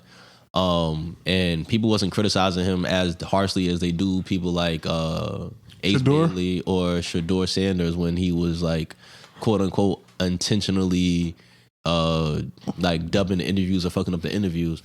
And, you know, a lot of people are talking about how him not wanting to work out with these teams is like, it kind of makes sense because it's like, why would I want to waste the first 5 years of my career trying to rebuild and I'm in a bad situation, especially with like, well, I'll get into a deeper part of that, but going into like ring culture with Tracy McGrady and all those people talking about. So, yo, sidebar, niggas need to take T-Mac's mic away. But go back to Ace Bailey. How good is he? That I'm not sure because he's like a difficult shot taker, difficult shot maker. Okay, so but that he has a lot of intangibles though. Like he's really tall, he has good wingspan, he can handle the ball, he can shoot. So to me, it's a skill thing versus. It's just like with anything in life. If you are good enough at your job, you can do certain things. If he's that good, I don't think that people should be shitting on him for saying, I'm not going to a bad team. I think actually more players should do that. Yeah. Honestly. I think it'll be better for the product. Yeah. The bad teams lose the players anyways. And it's just happening faster and faster. Like, I think there's nothing wrong with what he's doing. But if he sucks, then this just sets a bad precedent. Because then the people that suck, then they can do the same thing too. So. Nah, he doesn't suck. I mean, he's one of the top draft picks regardless. Like, he's top 3. So it's like, feel me, he could leverage that. But the thing about that is, if everybody does start doing that, like all the top players do that, it would really balance out the NBA because what happens with the people that go to the bad teams, they go to a bad team for their first 5-4 years, whatever their rookie contract is, and they average 30. They get to the point where they average 30. Now their contract value is worth so much that the good teams that they want to go to be able to win a championship can't afford them. So if the good players go to good teams or decent teams at least, their growth would be kind of stunted, but at the end of the day, they can become a medium to high level player that can contribute to winning basketball as opposed and be affordable, which would help balance out the NBA. Because the league's problem is right now that people are getting crazy contracts that they don't really necessarily deserve because they're not as good as other players, but they prove to be that good on these bad teams. But when they go to good teams, it shows a difference. So it's like, I 100% agree. All right. But that's the other thing I was talking about with this whole ring culture shit, because when I'm somebody that goes to a bad team and I'm an elite player coming out, in my first 5 years I kill, and now my contract is going to be worth a fucking $170 million, I'm never really going to be in a situation where I could win a ring because I'm worth so much money that the team you could build around me is not going to be good enough for me to be able to win a ring. So then does that make me worse all time than somebody else that probably is the same level player that, or even maybe not even as good as me as a player, but won 1 or 2 more rings than me? Yeah. Ring culture. So the biggest argument, the fan base I see making the biggest argument for ring culture is the Michael Jordan fans, right? But Michael Jordan himself literally said that, yo, Bill Russell has 11. Is Bill Russell better than me? he wasn't trying to be disrespectful to Bill Russell, but he's basically saying that rings should not be the end all be all. And then you fast forward to LeBron, they're acting like LeBron just started saying this, but LeBron has been saying this like for his whole career pretty much. A championship is a team accolade. Yeah. An MVP, you can make the argument it could be considered a team accolade too, because in the NBA it's usually based off a record. Yeah. But it's an individual accolade. All NBA, individual accolade. So it's like, I don't think rings shouldn't count, but it should be within context. So that's like my opinion on ring culture. I do agree as far as rings shouldn't be the end all be all, but I think when you start having those conversations of who the greatest of all times, I think you sometimes do have to consider how many rings they got, how did they get those rings, and who they played against. Because you do have Bill Russell era where he has 11 rings, and then you question who he played against. Yeah. You do have LeBron who has 4, and then you look at the juggernauts he plays against, and you kind of you could understand how he's been to so many finals, but also lost a lot of finals. You look at Tim Duncan, who has 6, I believe, 5. Never won back to back. Never won back to back. Played for an amazing coach. The system he was in allowed him to be great. Allowed the players to be great. Beat LeBron twice. You have facts. That is facts. You got Kobe who got 5. But the first 2.5. He had. I use the word. Niggas be offended by the word role player. Niggas be upset about that, but at least the first one. Come on. I would say about, like you said, 2.5. Yeah, like come on. I mean, obviously his back half championships. Oh, those 2 championships were elite. Were elite. And look who he beat Dwight.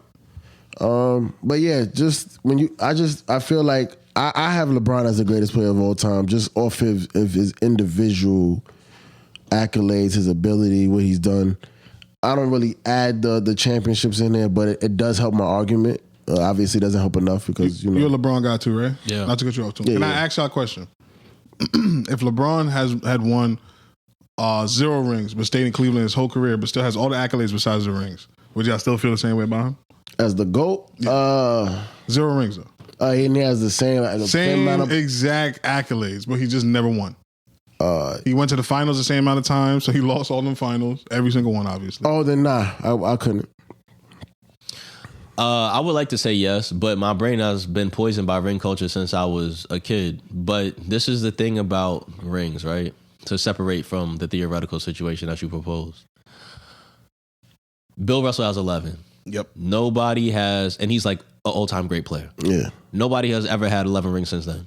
No. Michael Jordan is an all-time great player. He has 6 rings. Nobody has had 6 rings since then. Mm-hmm. How many Rob Ory got? He may have 7. But I see him. As like the guy. Yeah. That's what you're saying. So Kobe and Tim Duncan have 5 rings. Magic. No, Kareem got 6. That's my GOAT, by the way. Kareem has 6. Okay. But that was before Michael Jordan. Yeah, that was before Jordan. So Kobe and Tim Duncan both have 5 rings. Magic got 5 too. But I see what you're saying. No, I'm just giving context. Sorry. But I'm saying as the eras, nobody has had 5 rings since. No. LeBron James and Stephen Curry have 4 rings. Yeah. Nobody has had 4 rings since. Who got 2? Nobody. Because Giannis got 1. These niggas don't even go back. These niggas don't even go back to back. They like even go final to the finals appearance. Yeah, exactly. So as obviously you can see, it's getting harder and harder. It's getting harder and harder to even get to the finals and get 2 rings. Any rings, I mean, not 2 rings, but get to getting rings. Yeah. So people have to, it's like how in the 90s, if I had $500,000 today, it would be $1 million. Like niggas have to change the scale of the value of the league and the skill progression as what's going on. That's what a lot of these old people, these old heads as Michael Jordan has, whatever, they don't put that into perspective when they're talking about this whole ring culture shit. So obviously, yes, rings are important when you're talking about a player's legacy as their accomplishments, because that's the ultimate goal, is to get a ring. But is that necessarily a measure of how great a player is? To some degree, yes. But overall, no. I don't even think MVP, that's the biggest argument you can make. But even then, after a certain point, MVP becomes a narrative competition. Yeah, it's just too political. Because LeBron James should have more than, have we hit 4 MVPs? Yeah, I think so. He deserves more than 4 MVPs. Everybody can see that. If you look at the statistically, you can look at his teams, the record, everything, LeBron James deserved more. But it was like a narrative thing. One, maybe they didn't want him to get more MVPs than Michael Jordan. Or maybe they were just like, LeBron James fatigues, like, yo, this nigga is so nice. It's like, I'm tired of this nigga being nice. D Rose. Steve Nash. But I don't think that Steve Nash didn't stop his shit, right? That was for Kobe, I think. Yeah. Why are we not talking about Shaq? How many Shaq got? He don't have a lot. That's what I'm saying. I think he only got 2. Yeah. Shaq should have a lot. Yeah, the NBA is crazy, man. Steve Nash got 2 back. He got back to back. That's crazy. Kobe only got 1. I think Dirk got 1. How many Steph got? 1. Did he get 1? I think he got 2. You have 2? I think he has like he got one the unanimous one. Damn, shout him. Speaking of MVPs, former MVPs, y'all niggas didn't get that alert to your phone? No. Look, Kevin Durant is a fucking Houston Rocket. Oh, You lying. And they traded Jalen Green. What? That's crazy. I can't believe it. You're lying. For That's Durant? real? Oh, my dad. For Durant? And they traded Dylan Brooks and 2 second-round picks and the 10th overall pick. Shout out my nigga Gucci. Nigga, that's not crazy to y'all? Oh, yeah. This just happened while we was on a podcast. Live. Yeah, fast. Kevin Durant, Jalen Green, Dylan Brooks. Nah, the Jalen Green. And that was and 5 second-round picks. 5 second-round. What, nigga, Jalen Green? I mean, he did stink it up in the play. Get the fuck out of here. Nah, he was thinking of it in the Yeah, he playoffs. played awful. But nigga, I'm trading him for fucking. But how was that team going to work? Because now, well, Devin Booker plays the 1, right? You can't then trade Bradley Bill. Bill. Who the fuck wants Bill? Yeah, I don't know. So what the fuck? I think you pack Booker up. Nah, you can't. But Why not? That's Mexican Kobe, nigga. Niggas is wildin'. But then what would damn, this is I don't know. The NBA is crazy. They fucked it up. Freestyle. They fucked it up, bro. This is some 2K This shit. is Adam Silver NBA. Nah, you see, I don't like that because I think Adam Silver is dealing with a lot. I think he's doing a pretty decent job. Yeah, he is. I'm not mad at him. Yeah. But this is crazy because they're gonna have to Bradley Beal, Devin Booker, Too many guards. Jalen Green. Dylan Brooks obviously coming off the bench, but come on, like that's Yeah, I was surprised. I actually read that shit 15 minutes ago, but I had to make sure that wasn't fucked up. Cock sources. I'm like, nigga, cock sources. That was the first one. Y'all didn't see the cock sources? Wasn't it Bull Sack Sports? Yeah, it was those two. I don't even follow those pages. They was reporting the news. It was wild. Yeah, nah. Yeah, I don't know how that's gonna work. So niggas, hold on. Jalen Green was the number 1 overall pick, correct? Right? Nah, he was number 1. He was 2. Nah, he was up. He had to be He was 1 or top 2. five. He had to be 1 or 2. He had to be 1 or 2. Nah, but he played. Yeah, I don't think you understand how bad I don't he played. give a fuck, Nah, he was bro. bad. He was bad. Nah. Nigga, Kevin Durant is playing for another 2 years, probably. Damn, shout out Durant though. That nigga. I don't know. That's J. Cole. Keep trying to tell I mean, that nigga. this is crazy. Damn. You signing J. Cole, nigga. He got a chance. I don't. Not now. Yeah, you That's are. like signing J. Cole now. Yeah, you traded 4 bats for J. Cole. Nah, hell, not 4 bats. Yeah, you are, nigga. More like, I would say Jalen Green is more like, damn, I don't even know. I wish I knew music better, but nah. 4 bats, nigga. That's who he is. All potential. Nah, he'd be like, I guess Cash Cobain. Nah, this nigga love Cash Cobain. I do love Cash Funny Cobain. enough, I was gonna say that, but Nah, I'm like, he's been I feel around like too. 4 bats is like, obviously isn't he more popular? 4 bats? No. No, Cash Then I would say Cobain's Cash more popular. Cobain then. When 4 bats. Who you would say is more popular? I think it's Cash Cobain. How the What fuck bats you don't make hear music? 4 bats though? I see how you can hear Cash Cobain. He's in your backyard. 4 bats. How you hear that nigga? I forgot. You see what I'm saying? I forgot. Honestly, forgot. That's why I thought the I thought he popularity was I there. thought he was one of them ones though. Yeah, we knew it. These niggas come and go, man. Yeah. You know who I thought was one of them ones too? That nigga from Florida. The angry nigga. The fuck is that? The angry nigga. Yeah, that nigga. Oh, you talking about The Jacksonville nigga, bro. Yeah, niggas don't even know his name no more. skinny light skin nigga. Nah, he had a The song. 21 Savage look alike, not look alike, but music alike. Damn, what's this nigga's name? be He had a so many song. I could have sworn the song was gonna be a fucking hit. He had Future And damn, what's his nigga's name? What the fuck is that? Oh, the Nardo Wick nigga. Nardo Wick, yeah. I thought he was one of them ones. Yeah, I thought he was one of the ones. Nah, his music not bad though. Damn, I think he's just not a star though. I kind of be seeing him talk. I think he's kind of one of those like chill people. Like he just make music, just make music. But I think Lil Baby's a star. No, he is. He has a personality for a star. They're very similar. I was actually thinking about this too. How is Lil Baby not an industry plant? Who told Lil Baby to rap? Young Thug.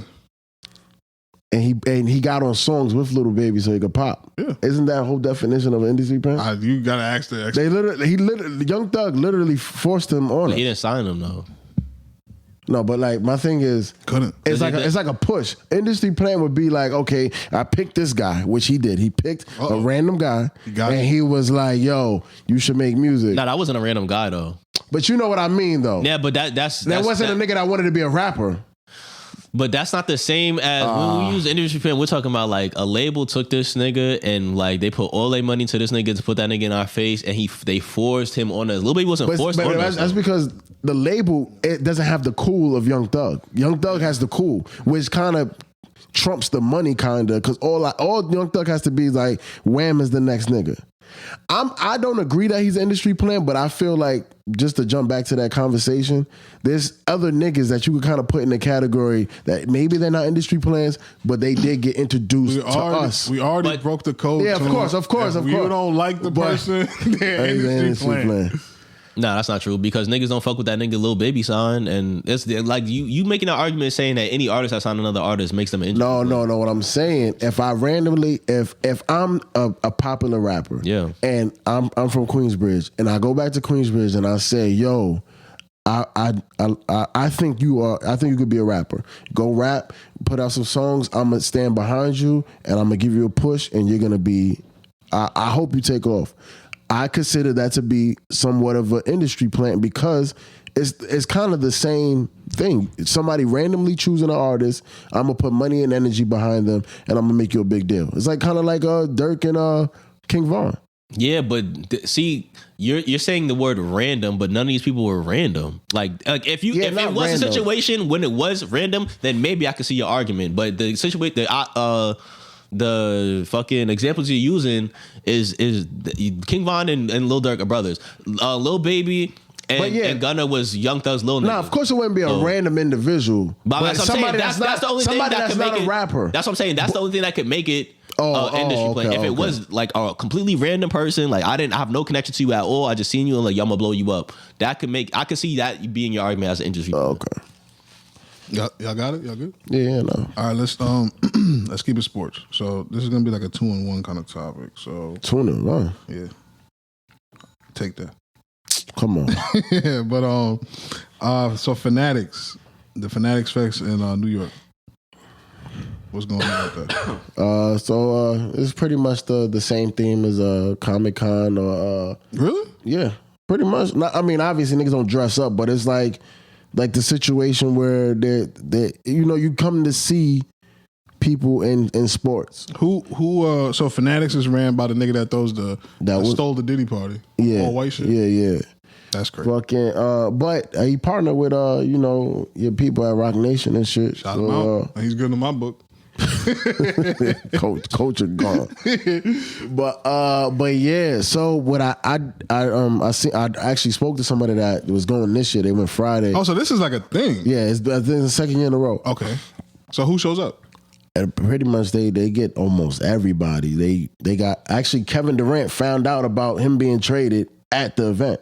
Like he was on so stage. That shit is happening right now. Right now. Tom Brady was there. Shit. Fucking Kai, that whole shit. Yeah, Kai said that was Dwight Howard. That's where that happened. Yeah. Because I was going to tie those topics in together. I didn't even know that happened. LeBron just did his shop show. He did it live there. Wow. That's what I'm saying. It's like I had never been to Comic-Con. Nigga-con.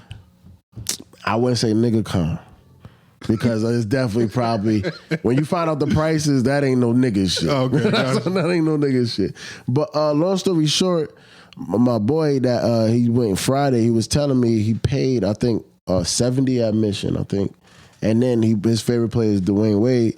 He paid an additional $300 Oh man, to get a signed jersey. Actually get a handshake and all that. Hold up, Yeah. signed jersey and a handshake. Like, I mean, meet and greet. Yeah, like the meet and greet. That's what he also met T-Mac.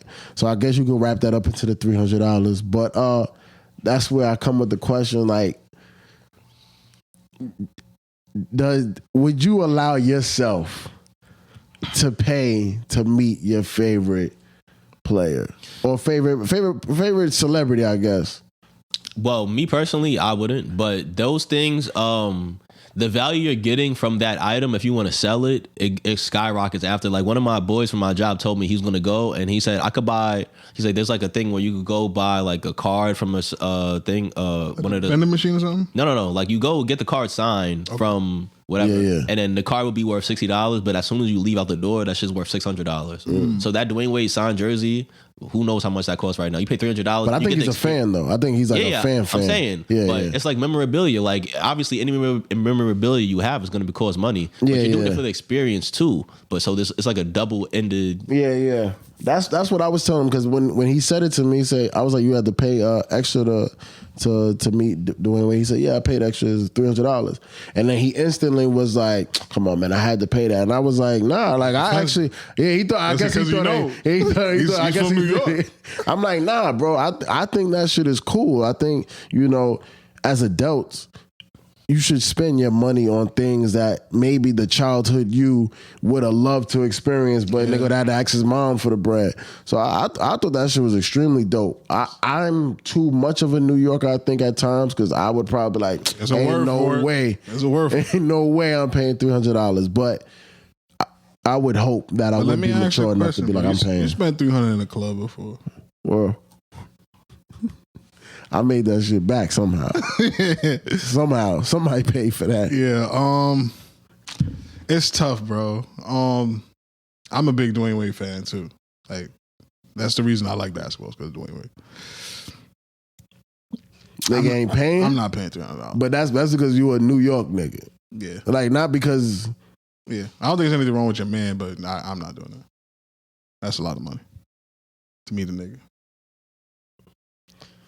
I don't know, man. Yeah, you gonna do it?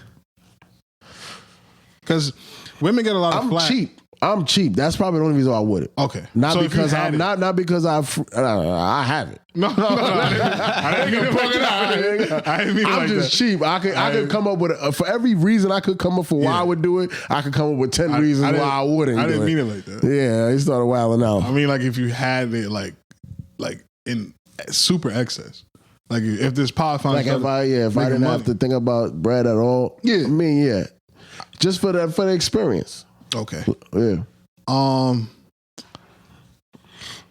Women get a lot of flack for the meet and greets that you're on Twitter. So you see the shit that happens with the Chris Brown meet and greets. Yeah. Women get a lot of flack for that. But it's because there's a sexual connotation there? Like, you giving your girl $500 to sit on Chris Brown's lap?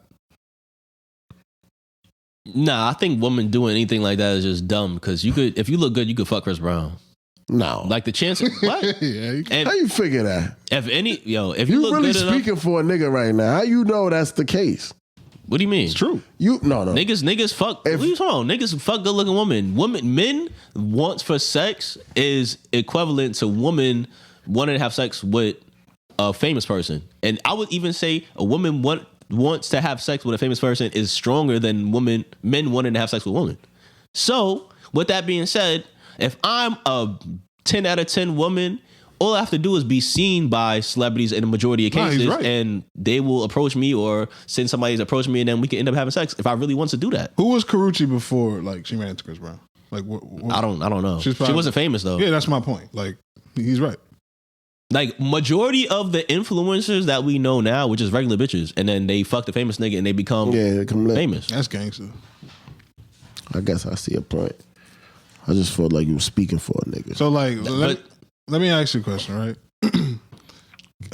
Angel Reese is there at this event.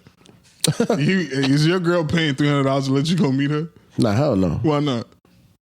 I guess the potential of me fucking, right? And that's the crazy part, because the chances of... Don't do that. You see, he about to Yeah. The You chances see what I'm of a talking about? That's nigga. what I was trying to get. I was trying to get this in the bun. The chances of a nigga just meeting a celebrity, whatever celebrity, it could be any level of hot, like A-list celebrity, and just being like, yo, yeah, we end up fucking, is like so pequeño. Yeah, you're right.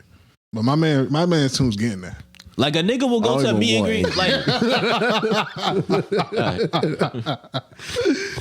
You put me on, nigga. Now you don't want it. That's why I don't want it no more. Shit, it's got a rocket back there.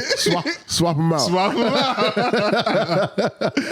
Quavo's a cool nigga, man. Shout out Quavo. But yeah, I'm sorry. We being dickheads, man. yeah, that was it. It's like, nigga, like just because I met J-Lo doesn't mean I'm gonna fuck J-Lo. But you could meet a girl could meet A-Rod and they'll fuck A-Rod. Yeah. Like I mean, niggas I go guess, to the, I can see, I can see that working like that. So fast forward in this event, which I didn't even know it was the same event. Kai Cenat, he introduced Cash Nasty and Tylo yeah. to LeBron James. Talk to me. This nigga Kai, man, I don't know, man. It's something about that nigga that I really feel like he embodies what the fuck New York is supposed to be. Like, if I was to have to say, I'm going to put one person up to represent New York, it would be Kai. That's Fat Joe. On Fat Joe? I'm joking. I don't think so. No, you're right. How do y'all feel about that moment though? I don't know if y'all know Cash's backstory. I know a little bit of it because he's like in the 2K world, like on YouTube. That's the only reason I didn't even know does he stream? Yeah. Yeah. So when I first met that nigga, he was like part of I think they call it Sim Nation. Like, he's one of them niggas that he don't play. Yeah, I forgot. They had a house. They all lived together with LSK and Jesser and. Oh yeah, this nigga. Okay, actually, what I found out, you ever seen that picture of the nigga sleeping and he has the blanket? LeBron? Yeah, apparently that's that nigga. No, yeah, it is. And this nigga Godfrey sent me that picture one time and called me a bronzexual. Yeah. And I guess he was saying that's what I look like. So Cash Nasty is like not the original bronzexual, but he's like the most famous bronzexual. Like he is like super. Niggas is cool with that term. Like if I called him that, he wouldn't be offended. I think him personally, nah. No, I don't think so. But that's crazy. Shout out Cash Nasty. He's been like super like all he talked about is LeBron James since the beginning of his YouTube career. Yeah. Always talking about he wanted to meet LeBron James. Like there's a video of him at one of LeBron James like presses, like after post game press, and he shook LeBron, like LeBron gave him a dap, and he's like, oh my God, LeBron James. But he's playing it up obviously. But he is a super duper fan of LeBron James. And shout out to Cash Nasty because we got the same name. But Cash Nasty, that's your name too? no, his name is Cassius. Oh, it is? Yeah, his name is Cassius Clay. Muhammad Ali. To Muhammad Ali, nigga. Yeah. What do you call Muhammad Ali? Wait until I become Muhammad Ali. Yeah. It's coming. It's coming. I'm right there with you, buddy. But you said how we feel about like the situation when he met him and he cried. Yeah. So and Ty Lil, he's like a super fan of LeBron James too. He called him his pops. Because his last name is James. That's just it I don't like. Yeah, but like you got a pop. Nah, it's crazy because his dad is actually in his life. Like his dad be on the streams and all that Even too. if he wasn't, he got a pops. You let somebody walk on that too. Who? Your man Lee Mack. What do you mean? He said T Mac is his pop. I got offended because I'm his pops. That nigga's bugging. Nah, son. I mean, I don't know. I've never felt that way about anybody before. There this nigga go. Yeah, every week, this nigga found a way to become a sociopath. We get it. We got it. You don't like anything. But his boss. What's your boss? No. Nah, I said I would. If my boss would get I like my boss. Yeah, we know, nigga. We heard. Nigga, if one of y'all- What's your favorite color? What's your favorite color? I don't like colors. Black. Yeah, you see? Yeah. I mean, that's not even a Or fucking red. color, nigga. Black or red. Yeah, But, we know. What's her name?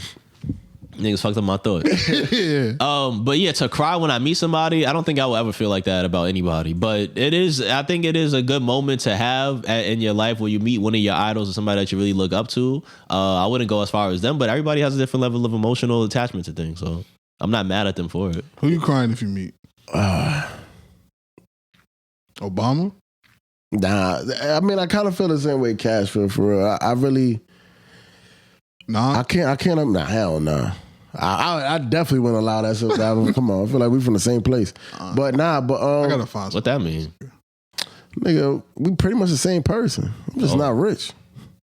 But like, nigga, we from the same place. Come on, like, I feel like you could feel that way about somebody you just feel isn't real. Chinese kitty. Like we seen her. But you didn't dapper. You dapper, you gonna cry. Nah. Right.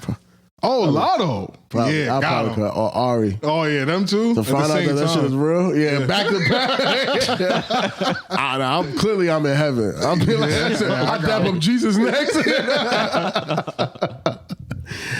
Nah, but all jokes aside, yeah, I really can't picture myself having them emotions, but I do think it's extremely cool to have like that, like being able to experience something like that, because they probably, I mean, obviously you know LeBron is real. You watch TV and shit, but like when you see shit in real life, it's like, nah, this shit is actually happening.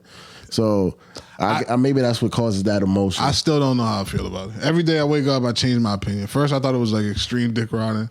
Yeah, that's New York. Yeah. That's New York. And then it was cool. And then I went back. Oh yeah, this nigga's glazing. I don't know. So who would y'all meet that would make y'all like maybe not go to that far, but excited? I'll be like, oh shit, this is real. Oh man, Obama is a good one. D Wade, Michael Strahan.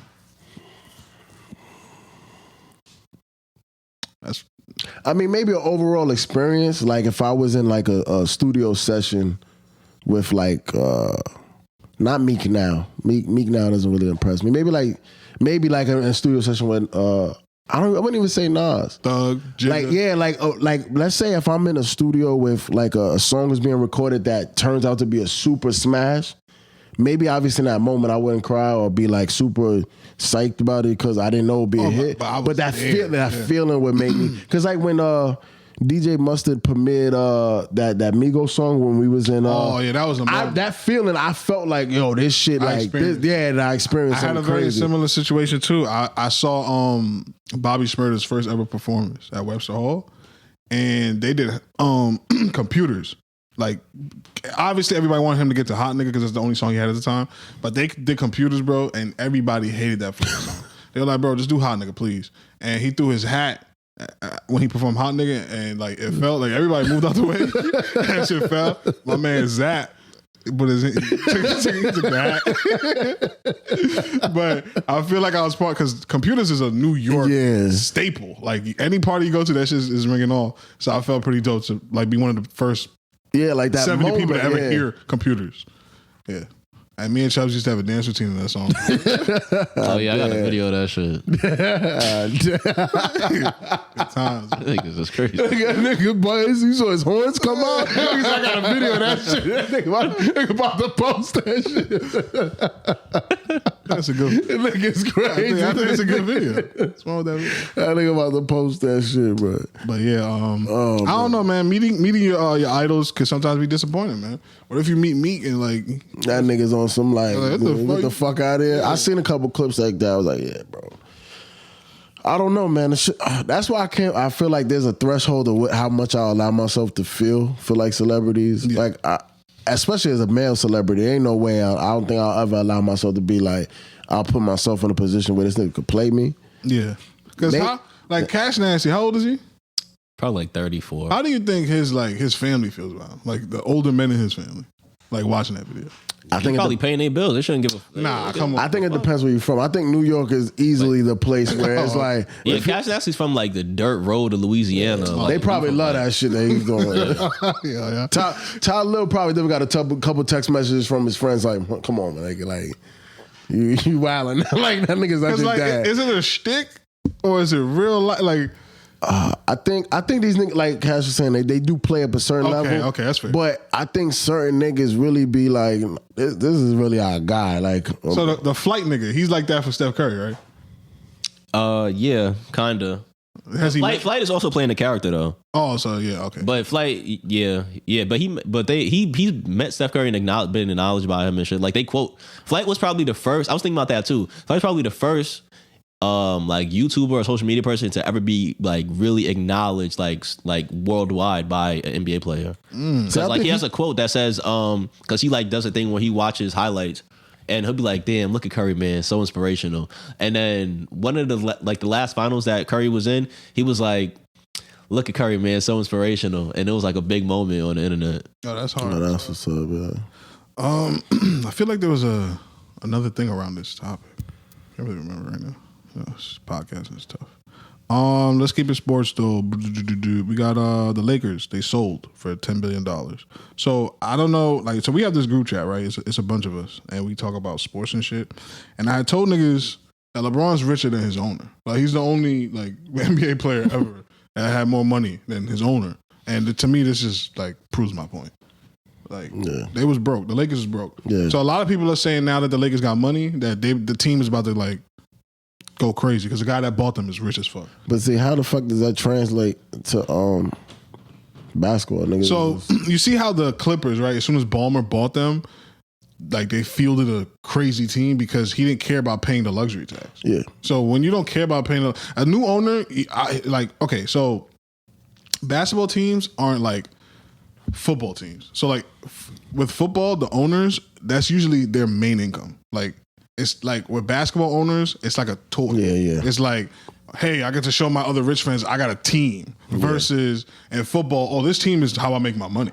So as a new owner who has money, I want to win as soon as I can. It's like you just bought a fucking dog and I just bought a dog. Oh, I want my dog to fight your dog. I want to make sure that my team that I just got is going to be like contending. So I can see them spending money on players and shit like that. Like they're going to get a center finally. But see, also too, like how I look at it, the NBA is also in a transition where money is obviously going to be king. Yeah. But you have the Celtics that just sold as well to like one of these fucking hedge fund groups and shit. Like, so if everybody's gonna have money eventually, well, not everybody, but like let's say the top 6 teams, because teams are selling back to back so frequently. The top 6-7 teams is all money backed teams. Yeah, but you see, like a hedge fund, if it's a hedge fund that owns a team, they don't want to pay no tax. They just want to make money.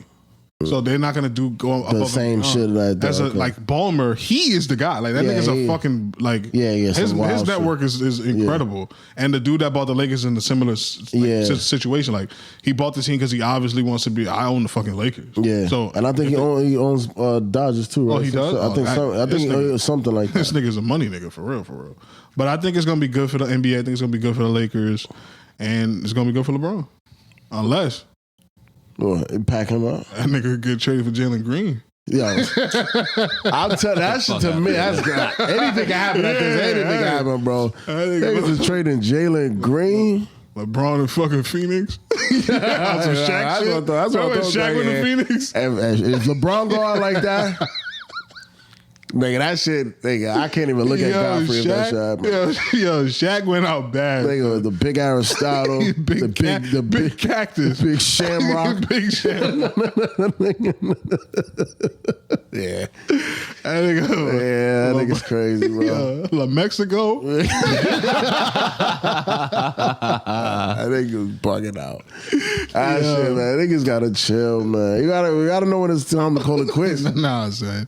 But you said I don't know whose topic this was, but what major market team could be next? Oh yeah, because so another thing that kind of got me interested was like, I don't know if you guys looked at it like this, but the Lakers is kind of like a mom and pop team. Most NBA teams were. Yeah, so like you have a situation. I kind of always looked at it like I felt like the Buss family was probably gonna own the Lakers, if not forever, for much longer. Because I mean, it's only been their pops and then Jeannie, right? And then the brother. Well, the pops and then the It's like, so it's been 2 generations. Yeah, I thought it would have been a little bit longer, especially with a history like that. Why would you sell? But you got teams like the Giants. Their family, that's like a mom and pop family ownership. Football's got the Yankees, the Steinbrenner family. But I mean, I guess at this point, anything can happen. So I kind of thought maybe the Yankees would be closer than the Giants. I don't think the Giants sell. I think so. I think the Yankees could, because I don't know if baseball, like, I think this is the time to sell. If I have a baseball I think so. I think the reason why the Giants wouldn't sell, because I think it's the opposite for football. I think football is the time that if you got real estate in football, stay in it. Yeah, you hold on. It's only getting more popular. and it's already the most popular sport in America. So it's only going to get more popular. I don't think you sell. Would y'all buy a team? Oh, hell yeah. Hell yeah. And any sport. If I had the money to buy a team, it would probably be, honestly, the Heat. Cash, you buy a team? If I had the money, I mean, yeah, one of the teams that don't have no fucking taxes in their state, like the Heat or the fucking Rockets. Can I propose something to y'all? What's up? And I'm being very serious. The Lingerie Football League. No. I think... Nah, but I think we buy a team and we brand it. We don't got enough money. Nah, that shit is actually pretty cheap. I think it's like $500,000. Which one of y'all niggas got $500,000? Nigga named Cat. Nigga want to do the fucking broke Olympics all day. But once we do the rich nigga Olympics, I'm not buying it. Nah, but hold on. Like, we just spoke about the popularity of the NFL. I think the Lingerie Football League could be on some W. All they need is an angel. You really just gonna have to pull some numbers out because I don't even know what team. How many teams they got so far? Is that shit even still running? Yeah, my son Dick. He been talking about it for a minute. Yeah. Mike Dick is dead. No, he's not. He's not? The hell no. Nah. Maybe I'm wrong. I think he owns the league. He owns the league though. Mike Dick gotta be dead. He gotta be dead. Yeah, look that shit up, nigga. He's not dead. Mike Dick is dead. This nigga don't know nothing about nothing, bro. Yeah, he's not dead. Cash is right. Don't put your money in no shit. Damn, niggas don't. All right, when I get that team, the Gas Money Nets. Gas Money Nets. You gonna know a basketball name? So buy a fucking BBL basketball team. Nah, you see, I don't know how much. Mike Dick is still alive. $10. All right, now you hating, bro. Don't do that. But I think that the Lingerie Football League is gonna be something one day. Now you definitely been saying it for a while, and I don't disagree with you. I just don't see how niggas make money right away. Nowadays, it's an investment. Nowadays, that shit can't go. Niggas gonna fucking cancel niggas and shit. Nah. He's been saying this for a while. I'm telling you, it's probably definitely been at least 3-4 years. They would have been got canceled already. Nigga, that shit ain't. Nigga, it was probably like 10, 15 years ago. That shit ain't nothing now. Niggas they were showing that shit on TV before. You can show that shit on TV now. Nah, it's revamped. I definitely seen some football women's league. I'm telling recently. I don't know if it's lingerie, but I definitely. Nah, it wasn't lingerie. I be seeing. You saw it, right? I see it on TikTok. Yeah, I be like fucking dykes and shit running around. Nah. Some of them bitches do not be dykes. Them bitches be regular bad bitches. They just playing. It's like an adult league. It's not like no televised. Nah, we take those women and we get them in the lingerie league. I don't know. It's whatever, man. If y'all don't want to get in now. And when Steve Ballmer buy a team, then niggas gonna be looking at me like, and their teams is $15 million now. Exactly. Niggas that got in at $400,000. I'm telling you, but hey, man, do your thing. All right, I think that might. Fine. Our last sports topic, Game 7 is today. What are y'all predictions? Let me hear it. Pacers winning by 5. Cash, what you got? I think that. Well, I don't know. I think that whoever wins, they're going to start having some uncomfortable conversations about top players of all time, top point guards of all time. Okay, so if the Halliburton wins, they're going to have to start having some uncomfortable conversations about the top point guards of all time. Where you going to have? Niggas is jacking, niggas bumping Chris Paul out Chris here. Paul. Out of what, top 5? Top 10, whatever. There's no way. If Halliburton wins, Halliburton's career is already projected to be one of the top point guards of all time by far. But first of all, this finals, if the Pacers win, it's not because of Tyrese Halliburton. What you mean? Niggas, because of Pascal Siakam. Okay, as a point guard, right? He's leading his team, and you think that first of all, when that whole shit when they were trying to give the MVP for Eastern Conference Finals, and then Tyrese Halliburton was like, "What the fuck?" Like when he didn't win. If you look at his numbers, he deserved to win. No, I'm not disagreeing that. But the eye test, have you watched every game? No, I understand the eye test shit. Yeah, that nigga Siakam. Yeah, I understand. But if we're talking about a team that don't have a delineated star on his team, it's like the power of friendship type of team, and it's being led by an elite point guard. This nigga don't turn the ball over. Billups. Yeah. Now that. This is Billups. So is he going to win? Pascal Siakam probably going to win finals MVP if they win because Tyrese Halliburton had a couple bad games. But we're talking about the leader of the team and the face of the team. But see, that's what I'm saying. If Pascal had a bad series as well, the series would have been over.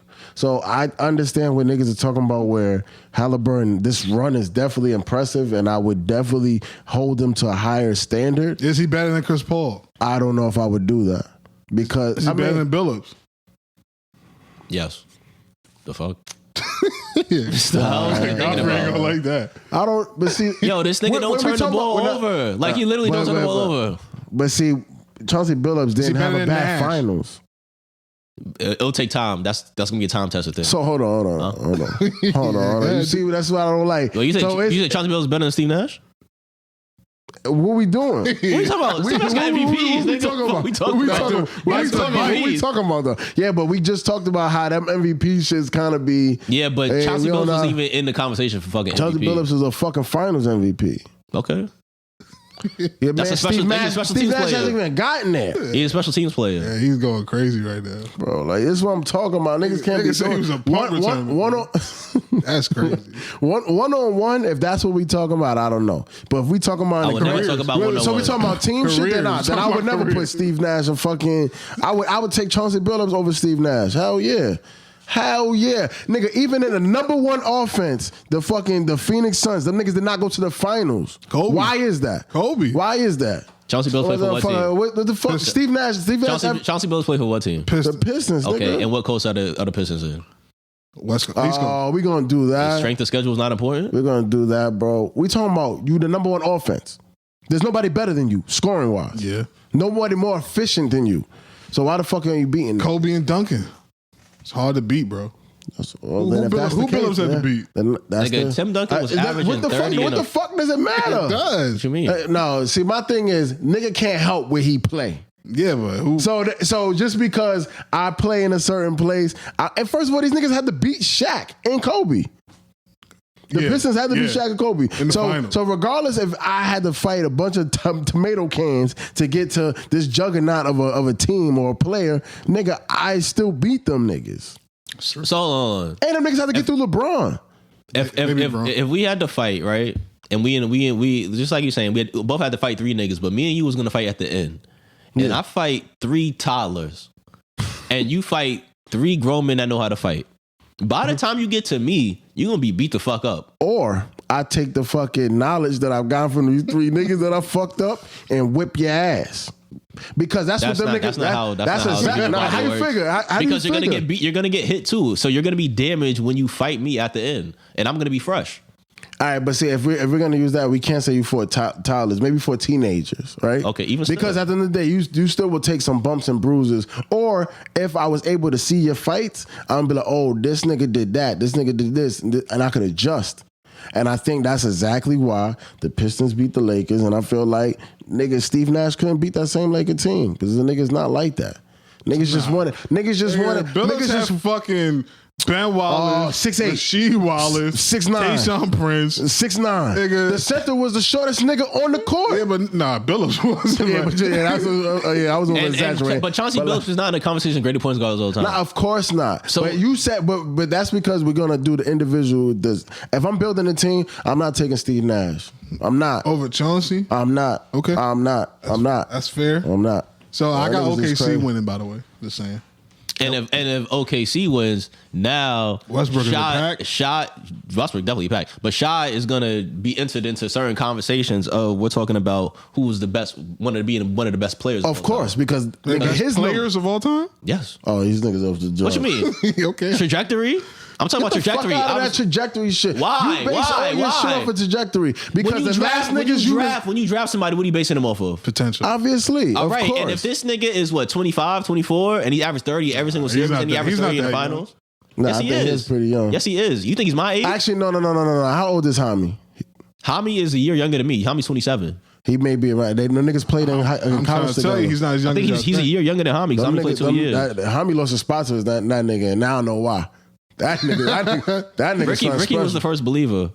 Ricky was the first believer. Shot. Shay? Yeah, Yeah. but I don't know. One of the greatest players of all. Nah, I'm not going I think this runner You're with not better than Jokic. You're not better than Giannis. career wise. I mean, it's gonna look crazy. I mean, not Jokic. Maybe Giannis. He could. Giannis? He's 26. He could beat Giannis. Okay. He could beat. I mean, if we play this nigga did this nigga did that game, he could probably beat Giannis. Nigga, if he wins, he's gonna have a Finals MVP. He's gonna have a Western Conference MVP. He's gonna have an actual MVP, and he's gonna have a championship. Giannis got all those things too, no? I don't think they was doing the conference shit. Yeah, okay. So he's gonna have that. He's gonna have that weird ass shit too. No, he don't got that. What? Giannis don't got a defensive player of the year, does he? No, that's wicked. that is crazy. Niggas gave it to Gobert 6 years straight. Damn, Giannis about to retire without one of those. There's no way he gets one. There's no way. Damn. Nah. Hold on. How old was Draymond for his last one? That was probably not. I was probably 26. Nah, I don't know. Yeah, he was still young. He was Prime still young. Draymond. Yeah, he was still young. Just forgot about Dre. I love Draymond, son. Shout out Draymond. Nah, you sure? I think Draymond got one as an old man. Nah, It's within the last. nah, he's trying to get one now. I think he got one as an old. Nah, he said this was man. his last year. Nah, I think this season that he just played, I think he was lobbying to get. Yeah, he said this defensive was player his last year. No, I gotta see this. I just forgot about Dre. So you put a shot over Giannis? No, We got to see if Giannis don't win again. and he don't win again. They both don't win again. No. Because Shy has a chance to win again. Okay, I'm just saying. Giannis might not have a chance to win again. Okay, that's Shy has a chance to win again. Yes, that's fair. Oh no, his latest one is 2016. I'm telling you. He finished third in 2020 though. Yeah. But I'm taking Giannis, bro. Giannis got a 50 ball in the final. Yeah, you do. That's wicked. I niggas not looking at Shay's numbers, man. Nah, he's averaging like 30. But 30 and like and with a team like this, where they deep. nah, but they're not scoring deep. Nah, but what? Jalen Williams scored 40 points 2 games in a row. Hey, did you watch that game? He scored 40. Nah, nigga. did you Niggas is defending though. I don't know what you getting at. What you getting at? I don't know what you Watch that game. Watch that game. That nigga can't that game I did miss. I did miss. I don't know. Please. Watch that game and tell me that's the same 40 points and Giannis only had 10 more than. That nigga was doing mad fucking lazy backdoor cuts. I was like, what the fuck is going on? Yeah, 40 is 40, you heard? Nah, it is. There we go. I agree. But Giannis had 50 on niggas' heads. Boom. Crazy. Pause. But yeah, I got OKC winning the whole thing. I got the Pacers, man. I would like OKC to win, but I wouldn't be mad if Tyrese Halliburton won either because we need to shake up these discussions with these old niggas talking about best players of all time. And we got to prove that now is the best time to be a basketball player all time. Yeah. Can we talk easily. about T-Mac real fast? Because he's been pissing me off. What the fuck So the first thing that pissed me off was he said he didn't know how tall he was. Now, I've been around basketball niggas my entire life. I grew up around basketball niggas, hang out with basketball niggas. And there's one thing basketball niggas do is they know their height because it's a very important thing for the sport. Correct? I think up until a certain height. Nah, I ain't gonna lie. I don't think niggas past 6'9" is like on top of it. talk to me, bro. Yeah, I don't know. So you think niggas? I think guards, 100% of guards. Yeah, because it matters. But after you get to a certain height, it might not matter. Because I don't really I've never been a tall nigga, so I don't. Yeah, we know. But my bad, T-Mac, about that point. Now he recently said that he didn't have a chance to win the championship. And him and Kobe are the same nigga. Just Kobe had more chances to win championship. Let me tell you your first mistake. You had Doc Rivers as a coach. Don't do that. on the Magic. Hey, I was probably the first team Doc Rivers fucked up that 3-1 shit. Hey, niggas know I got a problem with Doc Rivers because he fucking habitual. He's a habitual 3-1 league giver up ass nigga. Yeah, that's crazy. And that was the year he was supposed to do it. Maybe not win a championship, but he was supposed to have a deep run. And then all that other shit, that nigga never made out the first round. Yeah. So technicality, yeah, you didn't have a chance, but nigga, that's all your fault, bro. Okay. That's all your fault. How you feel, Cass? I mean, Kobe always had a good coach, no? Yeah. 100%. So And Shaq. And Shaq. He was gonna win. He was gonna yeah, win. so, I I could've coached mean, that I'm fucking team. not too mad about what T Mac was saying because I mean, you could only do so much as an individual player. Because yeah, he had a good team, but the coach was fucked up. Like Doc Rivers is known as one of the greatest coaches of all time, but is Doc Rivers really a good coach? I like Doc a lot. Like in recent history, after he left, yeah, that's all it really is. Because after he left the Celtics, people started realizing like, yo, this nigga's not a good coach. But he keeps that because of his Celtics tenure. That he's like, oh, one of the best coaches. Because if you win one ring in Crackertown as a white man, as a black coach, that gotta mean something. Because we not understanding that in the NBA, like obviously, if I go play in the league, I could score 30 and win a game. But we in the NBA, everybody can score 30. So it's like all the moving parts really matter that much. So I mean, if he have this coach that don't know really what the fuck he's doing to a certain extent, like to obviously to a certain level, yes, but then once it gets to winning championships and all that, is he going to be the best coach that you're going to put in your corner? No, I don't think so. So if he swapped places with Kobe, is that such a bad thing to say? Yeah, I think it is, because it's like, as a basketball player, you know that circumstances and situational things are part of the sport. That's a reason why, like, somebody can get drafted number 1 to whatever team, and then somebody gets drafted to number 5. They're 2 different cities, 2 different cultures, and that person that was the 5th pick looks better than the 1st pick because just where they play, who they play for. So when niggas want to swap out their career for another nigga's career, it's not fair. That's just the way it goes.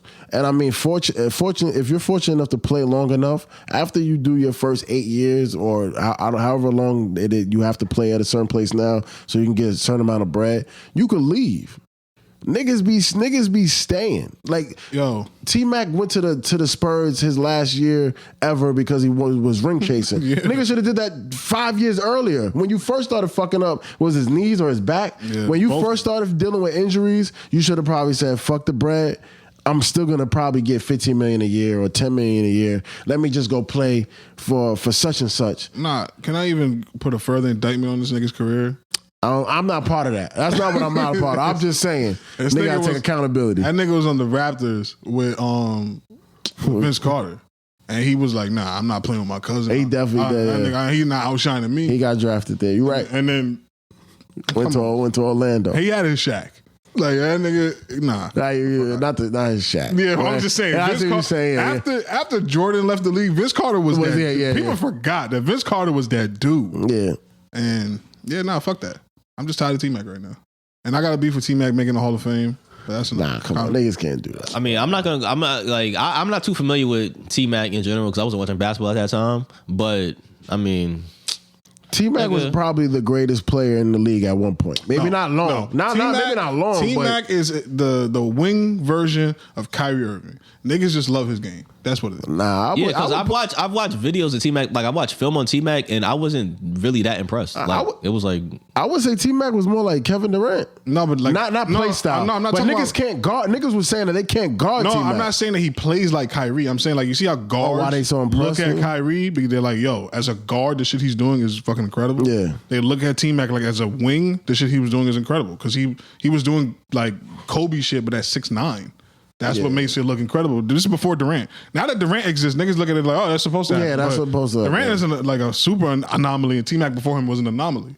So, I mean, T-Mac just got a lot of good press, but I don't like, he got to get the fuck off the mic. Niggas sick of T-Mac. Yeah, but I got issues with T-Mac, though.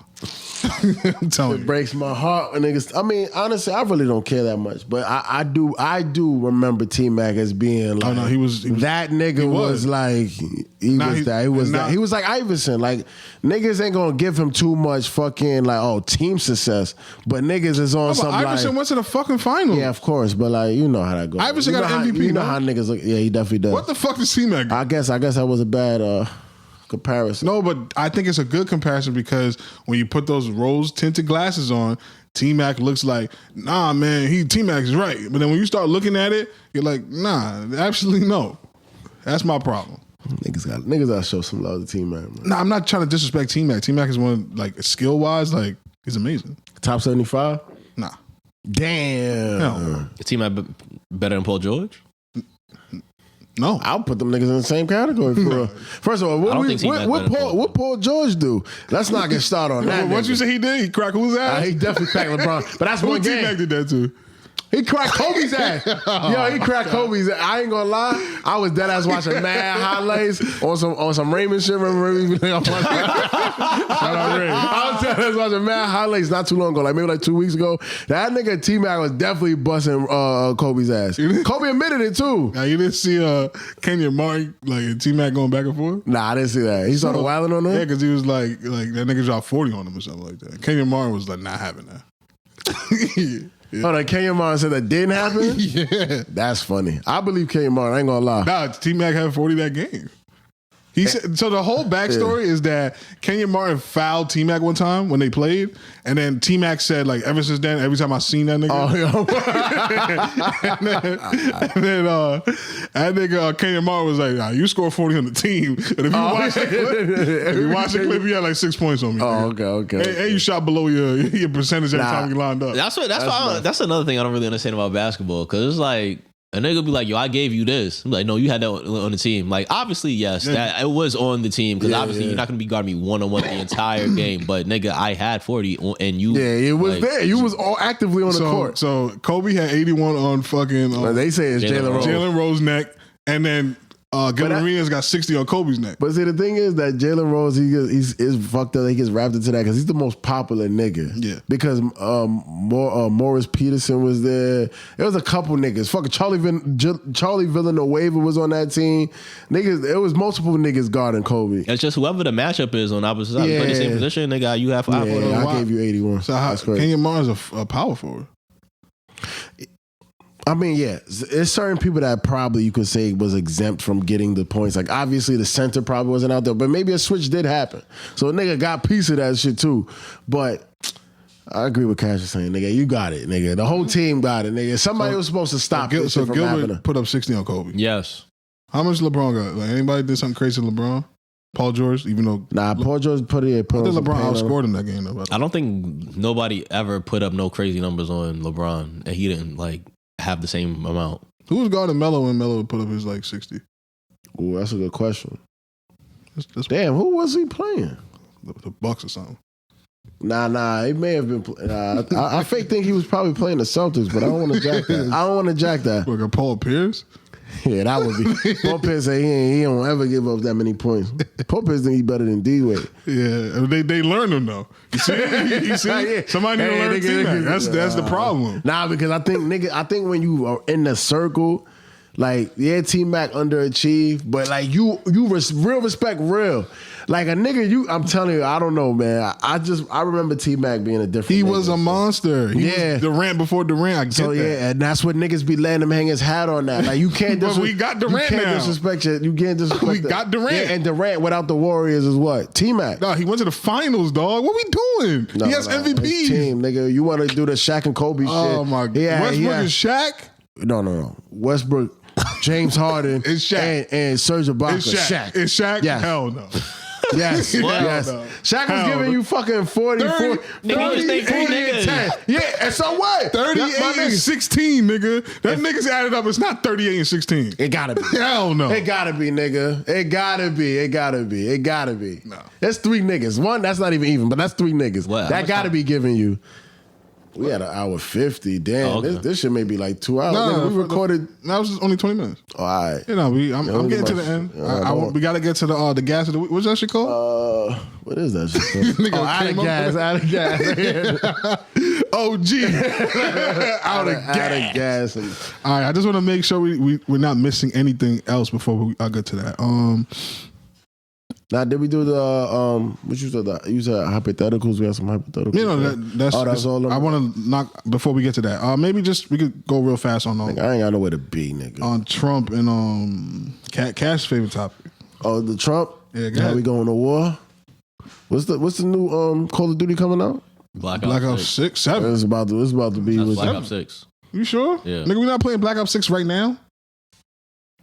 They get a real Black Ops. Nigga, it's Black Ops 7. Nigga. I don't.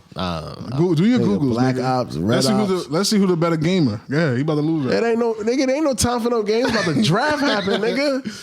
Niggas ain't drafting. Niggas ain't gaming. Nothing. They can pick up your M16. Oh yeah, it is Black Ops 7. So AG was right, by the way. basically, Trump said, "Give me 2 weeks. I'm gonna think about bombing Iran." And that nigga said, "Actually, 2 days." Bow, nigga. Damn. So niggas are saying that we're gonna go to World War III. I don't believe that's what's gonna happen because we got some shit that'll blow a nigga borders off. So niggas not really fucking with America like that. Russia and China want to back Iran just like as a front. It's like a kind of like a Cold War situation, even though niggas really died because niggas is fronting. But we'll see what will transpire of it. Okay. My only issue with this is the people that voted for Trump one of the things that Trump ran on was no more wars, no more forever wars, because we look at Iraq and Afghanistan as forever wars. We're not even fighting the armies in some of these countries. Like, we just fighting the insurgencies, and we there for fucking 10 years. That shit is a money pit. It costs a lot of money, but it also makes a lot of money. So that's why, there's a vested interest. My problem is we bombing Iran on behalf of Israel. And we spoke about this last week about what they was doing to mayors. This is the same thing. So I just don't understand why any red-blooded American would want to go die for Israel. That's my only issue. Like, we spoke about this off pod, but I have no problem fighting for this country. I have a cousin who's in basic training right now, but I don't feel comfortable going to die to fight a country that did nothing to America. That's just my problem. And to that, which I got to say, I guess I'll speak next month because my opinion is gonna be really short. I really do find a problem with if I do travel to a certain state in the South, and I feel like uncomfortable because as a black man, I've been shown, not me personally, but I've seen and heard stories of black people not being treated fairly by this country. So sometimes I have my little reserves about fighting for this country. And when it comes to situations like this, I really do not feel comfortable being a part of something like this as far as like if I had to fight. So with that said, it's really tough for me right now to really base a real opinion off of what's going on without having some bias. But yeah, right now I'm a little torn on how I feel about what's going on. Go ahead, Captain America. Facts. I'm not gonna act like I'm like super into politics or I know everything that's going on as far as the situation of now, but obviously there has to be credible reasons why we're doing whatever, and there's obviously a lot of reasons that's not going to be told to us as the public as to why America has such allegiance to Israel. But I'm sure there's like PACs and acts and fucking groups of countries that, like how we have NATO and shit like that. I'm sure we have something Israel like ain't even a part of that. I'm sure we have something like that with Israel. I can tell you what it is. Well, that's a whole nother conversation. Right. But if there was a world war, it is what it is. What can I do? It's not my opinion. My opinion is not going to change that we're going to go to where we all going to go. So if your boss is on the battlefield, you know what you're gonna do. Well, as a soldier, that's one thing I really don't understand, but I do understand at the same time is like if somebody dies in the field or is somebody injured in the field, you have to risk your life to go get their body, like no matter what. That's like an American thing. But so you have it once you are in the military, that's your responsibility. So you have to adhere to your responsibility. Pick your mans up. You got to. This shit sound like. It sounds like them niggas that be beefing, wherever they be beefing, whether it may be the Bronx or Chicago or LA or whatever. Sounds like all the same shit to me. No. Why not? Because they beefing over ignorance. See, I really don't know what's really going on for real. Oh. And all of this shit happened before me. So it sounds like for real, all I could do is just hit the block, beef with another block over some beef that happened before me, and be doing the same shit. Exactly. That's ignorance. Because with the American war with other countries, you can research and find out what's going on. I can't research everything though, because we just said there's a lot of backdoor stuff that aren't be discussed. That niggas don't want the truth, man. I say spit it out off air. You're right. I just want y'all to do this. Use your critical thinking skills. What has Iran done to America? I definitely feel like I've heard Iran's name. Oh yeah, pretty often. Well, not pretty often, but well enough over the last 15, 20 years, like periodically. But you can't pinpoint. I can't pinpoint anything. But I definitely I've heard them being a threat over the last 15, 20 years, easily of my life. Yeah, I just want everybody just to use that critical thinking skill. And again, I'm all about protecting America's interests. I'm Team America. So you're saying that they for the attack that we placed on them, they did nothing to warrant that attack. Not to us, but to somebody else. Yeah. Not to us. I mean, if your ally gets attacked, you have to assist your So ally. let me ask you a question about the word ally, right? If I give you money, weapons, and all you give me back in return is a high five, we allies? There's something else going on, clearly. And that's what we're saying. Yeah. Because the thing is, if you want critical thinking adults, Americans to be like, all right, I'm fucking with this, you have to tell us the backdoor shit so we could make a decision that we feel comfortable with. But because the average thinking nigga is gonna be like, well, wait, AG saying like, nigga, all right, this is our ally, but all we're doing is giving them this and we're getting this for return. Because- that doesn't seem like an ally. Yeah, I understand that, When but you gotta think, majority of niggas is dumb. I don't need a whole bunch of stupid niggas that's giving a an opinion fact. or something that is, so it's like, I understand the government not being completely transparent about everything they're doing because most niggas is dumb. So Yeah. I don't need a bunch of stupid niggas giving an opinion or some shit that they don't contribute to besides the tax dollars. But Oh yeah, come on, bro. well, That's a big contribution, though, dog. Now, I'm I saying, see what like- you're saying. Yeah, I see what you're saying. No, obviously, I you know, don't. Yeah, but see, that's also you being smarter than because the average person like, yeah, it is my tax Nigga, dollars. how bad are the schools in your neighborhood? They're terrible. Yo, it's But that's a city tax. It's not a federal tax. it's billions of dollars I'm talking about. Oh yeah, no, I could imagine with the, but see what he's basically saying is like the average person ain't even like all they're gonna do is give their opinion and not even wonder where the money's coming from. Yeah, it's for gonna cause unnecessary issues. panic and. Yeah. But I still think that's bullshit though. In the Because perfect the world, thing is, everybody's transparent with everything, and everybody has a certain level of intellect to be able to understand certain issues, and then we can have debates on those issues, and maybe even reform on those issues. But that's not the case. Majority of niggas is dumb as fuck, and they're gonna cause unnecessary riots and issues when it comes to doing things that are for the better of the good of the country. Yeah. So I don't need to tell everything. When you growing up, and your parents say, "Yo, don't do that," and you're like, "Why?" And you know. Nigga, because that doesn't make no fucking sense. That's why. But you can't tell a kid that. Like, because I said so. And that's the easiest answer. And that's the same thing the government is doing with America. Because most niggas is dumb. And they're like, yo, but why? Because I said so. Like, oh, okay. And that's it. I understand the logic you're using. I just don't agree with it because, again, Trump ran on his platform saying we're done with these wars, and he's starting another one. Like that's the issue. Like I didn't vote for him, so I don't give a fuck. But it's the people that I want the people that again can critically think about the candidate that they voted for and see what's going on here. That's all I'm saying. but see, then he could also just say that he feels like this isn't going to start a war. Because he said he didn't say that shit about this is a time for peace. Shit that I feel like is so bullshit. you drop a bomb. Trust me. Yeah, that's why I say use critical thinking skills. Yeah. You can't drop a bomb on somebody and be like, it's time for peace. Because when we nuked Japan, we was like, this is over. Like it was time for peace, nigga. yeah, but the point, but you cannot say that. And then we were in a war. You see what I'm saying? Yeah. That was to end the war. Yeah. It's time for peace. Boom. Yeah, nah, come on. What you mean? So you on the opposite side of that. That's what I'm saying. How you shoot one of those things out the air without What? fucking shit up? A nuke? Atomic. You can't. A nuke? I don't think so. Not So, a nuke. nigga let that shit off. A nuke is over.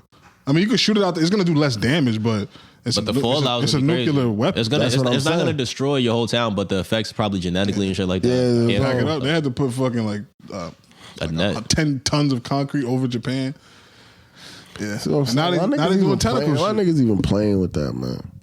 I like the biological warfare better. That COVID shit. Bugging. That What? COVID shit that niggas released. Because you know what would have been fucked up if What? they hardwired COVID to only attack a specific group of people. Niggas. Yeah. Nigga, we overcame a bunch of things, Nah, bro. niggas Like ain't the beating fucking what they do to the syphilis? skizzy. Yeah. Yeah, but We beat that. That's different. They ain't put that in the whole water supply, nigga. COVID was just chilling. Shout them out. I just though. want to know why niggas wait for me to get on this motherfucking planet to start doing some hoe ass Nigga, this shit has been happening forever, bro. Nah, bro. When would we have been a time for you to be alive when nothing was going on? That's what I'm trying to tell niggas forever. Adam and Eve, nigga. All right. You see how that ended? Didn't. We still here. That shit didn't end. It's their fault. I What blame. about Moses? What up? What happened with Moses? He got on the boat. Everybody else got packed. I should have just been born an angel. It's not human. Better chill, nigga. Yeah, all right. If there's nothing else we need to cover, let's get into all the hypotheticals, man, and then we can get the fuck up out of here. All right. I'm gonna start with the easiest one. How much do successful people owe their unfortunate friends? Not a damn thing. It should- Yeah, so the situation was B Simone was on like a podcast or something with one of her best friends, and her best friend was like, "Yo, listen, like it's been a time, like, people don't understand that just because I have a friend that's successful and signed $1 million deal doesn't mean that I'm rich too. Because it was a time when I guess B Simone signed $1 million deal, and she was like, I was homeless, living with my mother, with my kid. My car got repossessed. That's not I your was friend. I was going to food. I was getting food stamps and all this shit, and I was fucked up, and I had to rebuild myself back up for everything. And she turned into some guy. She's like, oh, God showed me I needed to reset my life and blah blah blah blah. And then B Simone was just sitting there like, wow, Jesus, That bitch sucks. Jesus, You the whole time. You rocking with that? Be some more. Yeah. You kinda- get on. You making $1 million. You sign $1 million deal. Yeah. And your man's is like in dire straits.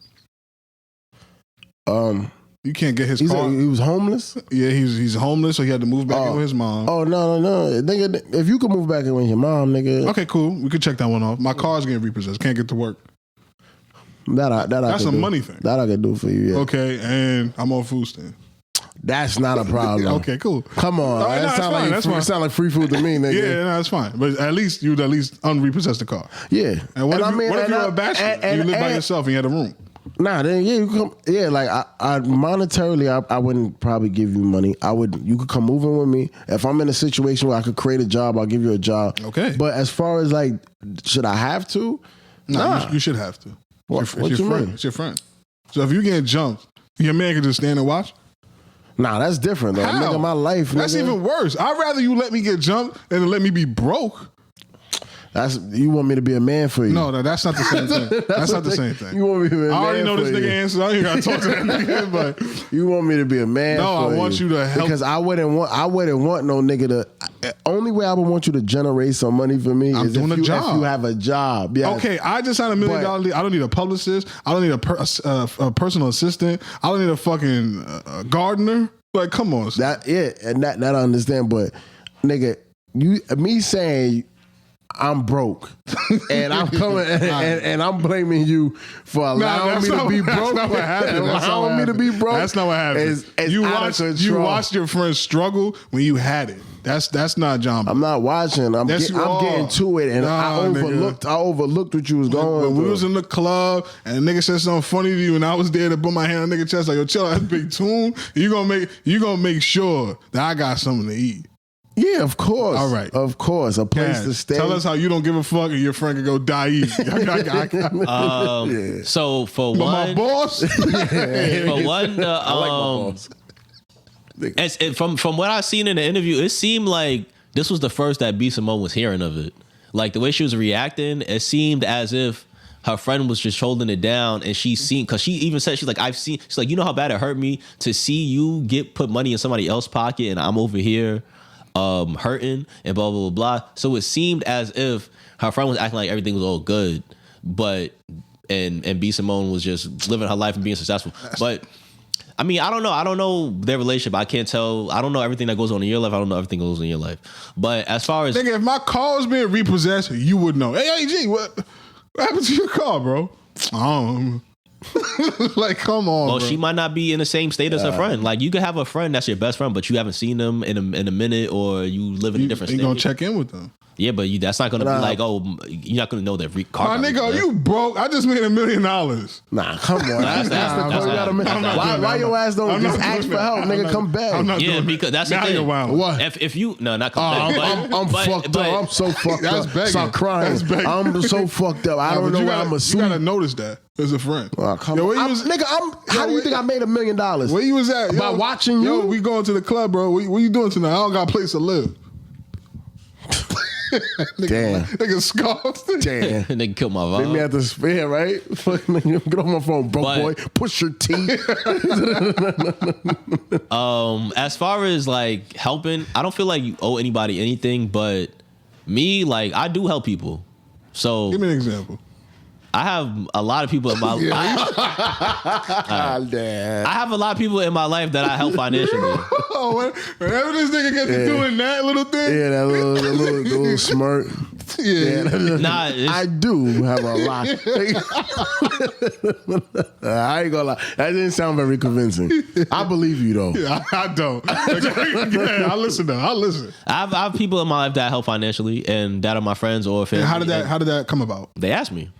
You see, and I feel like that's the proper way to expect that nigga to be like, oh, he's fucked up. I would never offer my money to nobody. No, but hold on. Can I paint a scenario for you? Okay. You going out with your man to hang out. Yeah.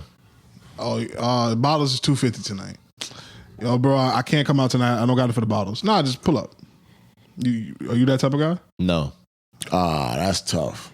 Yeah, I know. That's tough. So you just go $250? No, hell no. No, but you got it. I'm talking about. Nah, because I mean, maybe I just paid all my bills. I'm a little. Yeah, you're a millionaire now. This week I'm fucked up. You're a millionaire now. You got it. Oh, okay. Yeah, all right. And then Actually, not even a millionaire. I think 250 bottles. You get that's on the lower level of things. But I gotta always extreme with this nigga. Nah, because right now I'm not doing it. I could do it right now, but I'm not doing that right now. I'm not doing that. So a millionaire. 250, hell no. So you're a millionaire. Okay. You tell your man to come. Yeah. You see that nigga kind of looking raggedy. Yeah. You're not gonna ask him a question? Raggedy? Yeah, like his clothes is old. Yeah, I'm like the fuck, nigga. I'm fucked up. No, you shouldn't be worried about going to the club then. Thank you. Yo, y'all niggas, all right. Thank you. Fuck, like you put yourself together to come to this, but not a job interview. How would you ask me to come? And I said I can't go. And then you were like, pull up anyway. But this is my thing, because I help niggas when they ask me for money, I give them money. I don't even ask questions. A nigga be like, yo, can you do this? Well, this is not a PSA for niggas that want to ask. It's too late now. But niggas ask me for money, I just say I don't even respond to the message. They be like, yo, bro, you think hold that. I'm not even going to ask for it back. You pay me back when you pay me back. And then this is before or after you slap him. I remember. No, because that's the only time. That only happens if a nigga play my intelligence, like I said, or take advantage, or try to take advantage of me. That's two different things. But I also try to help niggas get jobs. Do I not? I make group chat with niggas and I send niggas, yo, apply for this job, take this test, because now. Obviously, I'm not going to be in your. I'm a grown man. You're a grown man. I'm not going to be forever in your life to be sending you money when you ask for money. But I'm going to try to put you in a position to where you can make more money, so you don't have to ask me for money. So that's what everybody should do. If be someone have a broke friend, yo, listen, I can help you out, but going forward, it's not going to be for everything. So now. I'm try to put you in a situation. I'm gonna try to help you get a job and try to create an opportunity for you, or use my networking to get somebody that can help you get an opportunity to make money, so your situation is not fucked up. But do I owe you to make you hold my pocket for the rest of my life because I got money? Hell, fucking no. I'll cut a nigga for that. yeah, nigga. We know. That's what I was waiting for. This is how I'm doing it. Y'all got $1 million. I'm going through my phone. I need security. A nigga to hold a gun. Which one of y'all niggas is doing that?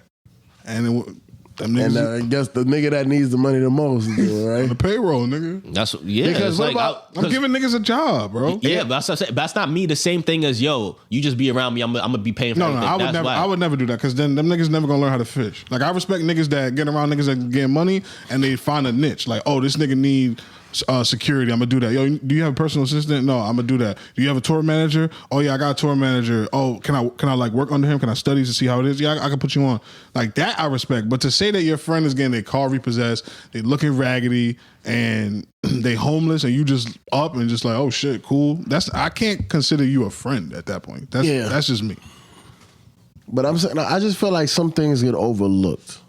I don't see how, but that's fine. That's fine. All right, the next situation we got.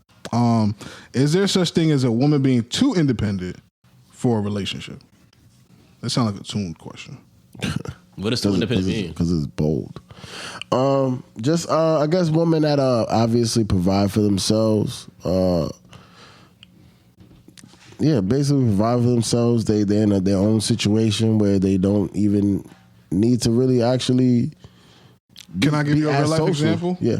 So Vivica and 50, she recently came out and said that when she was dating him, he like wanted her to be like a princess. Like he wanted to spoil her. He wanted to take care of her. And she was somebody too. And she wasn't really receptive to it. And it kind of caused the ending of their relationship. So I guess a scenario like that. Yeah.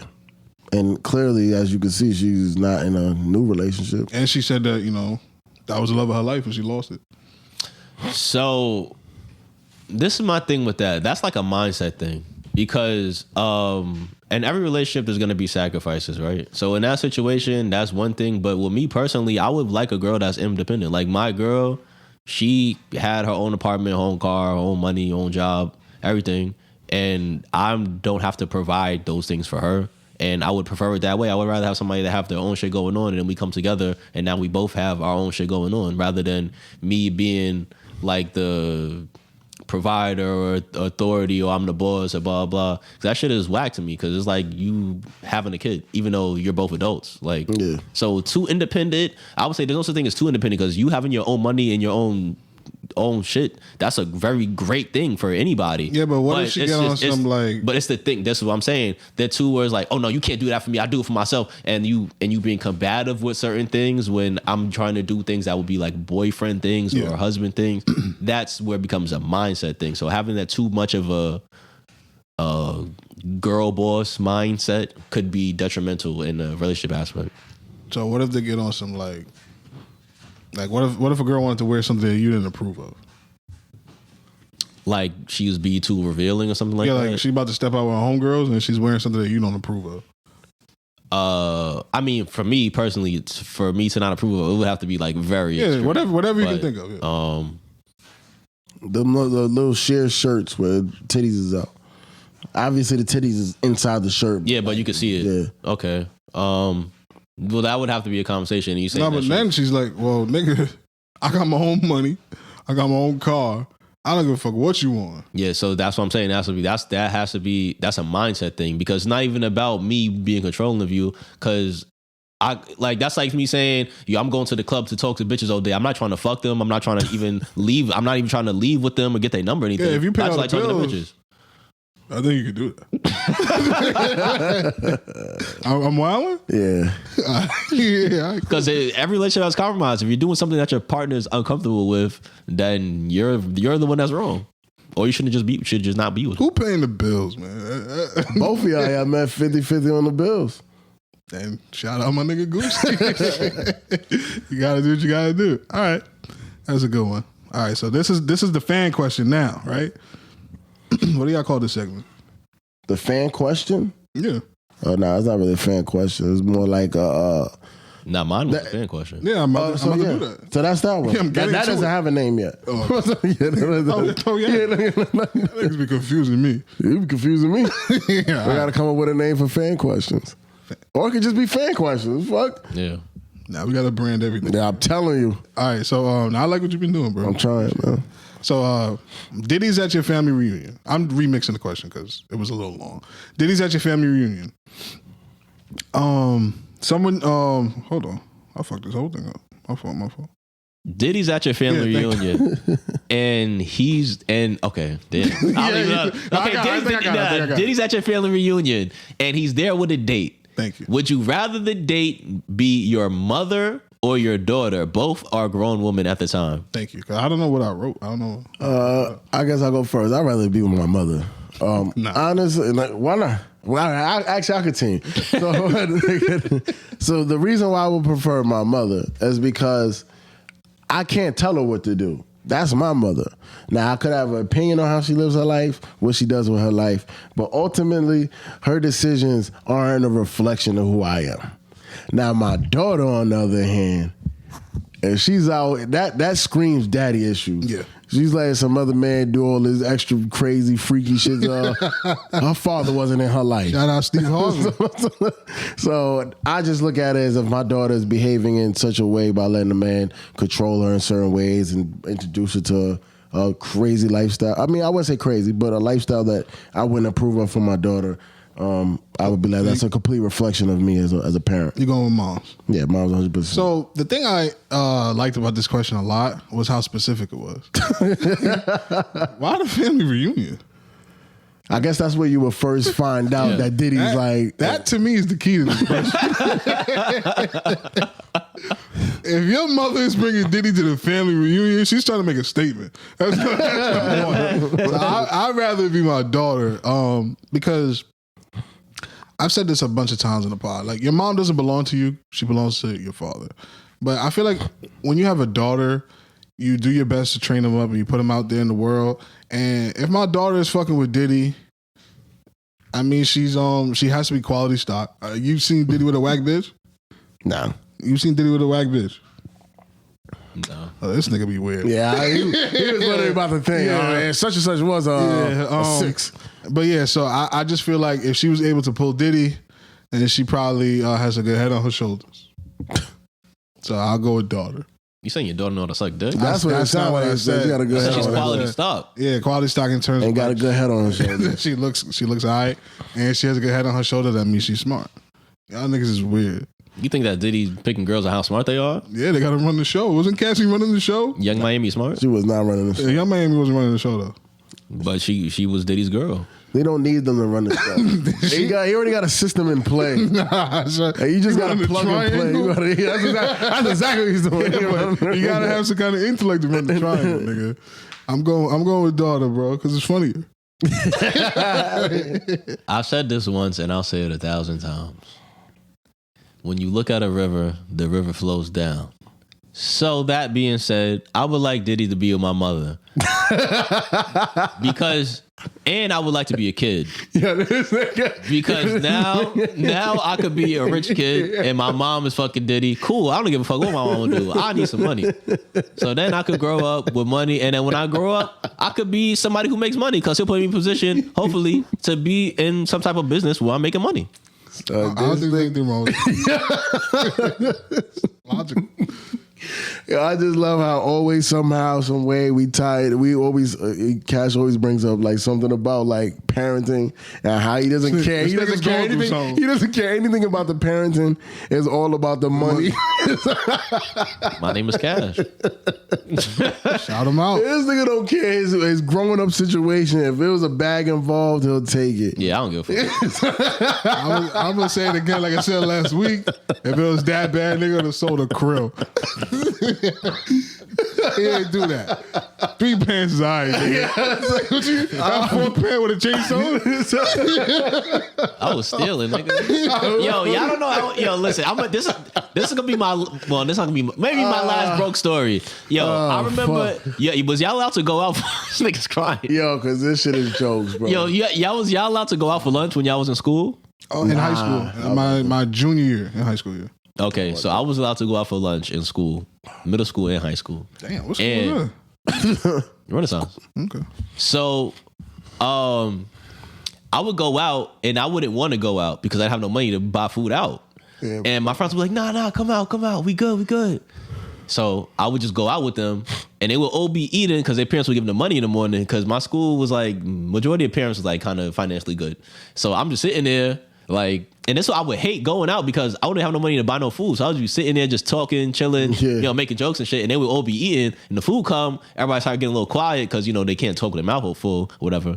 And then I would be sitting there like, whatever, just be on my phone or whatever. And they'd be like, nah, yo, everybody just take some food and give it to Cash. Nah. Yo, you know how bad that feels? Nah, I ain't gonna lie. That's crazy. Whack. That's whack. Like, that shit happens to me a lot of times. I'm like, nah, I'm not even hungry. Like, nah, eat it. I'm like, yeah, I ain't gonna lie. That story moves you, nigga? Not really, but like, nah. I could definitely see how, like, damn, that's fucked up.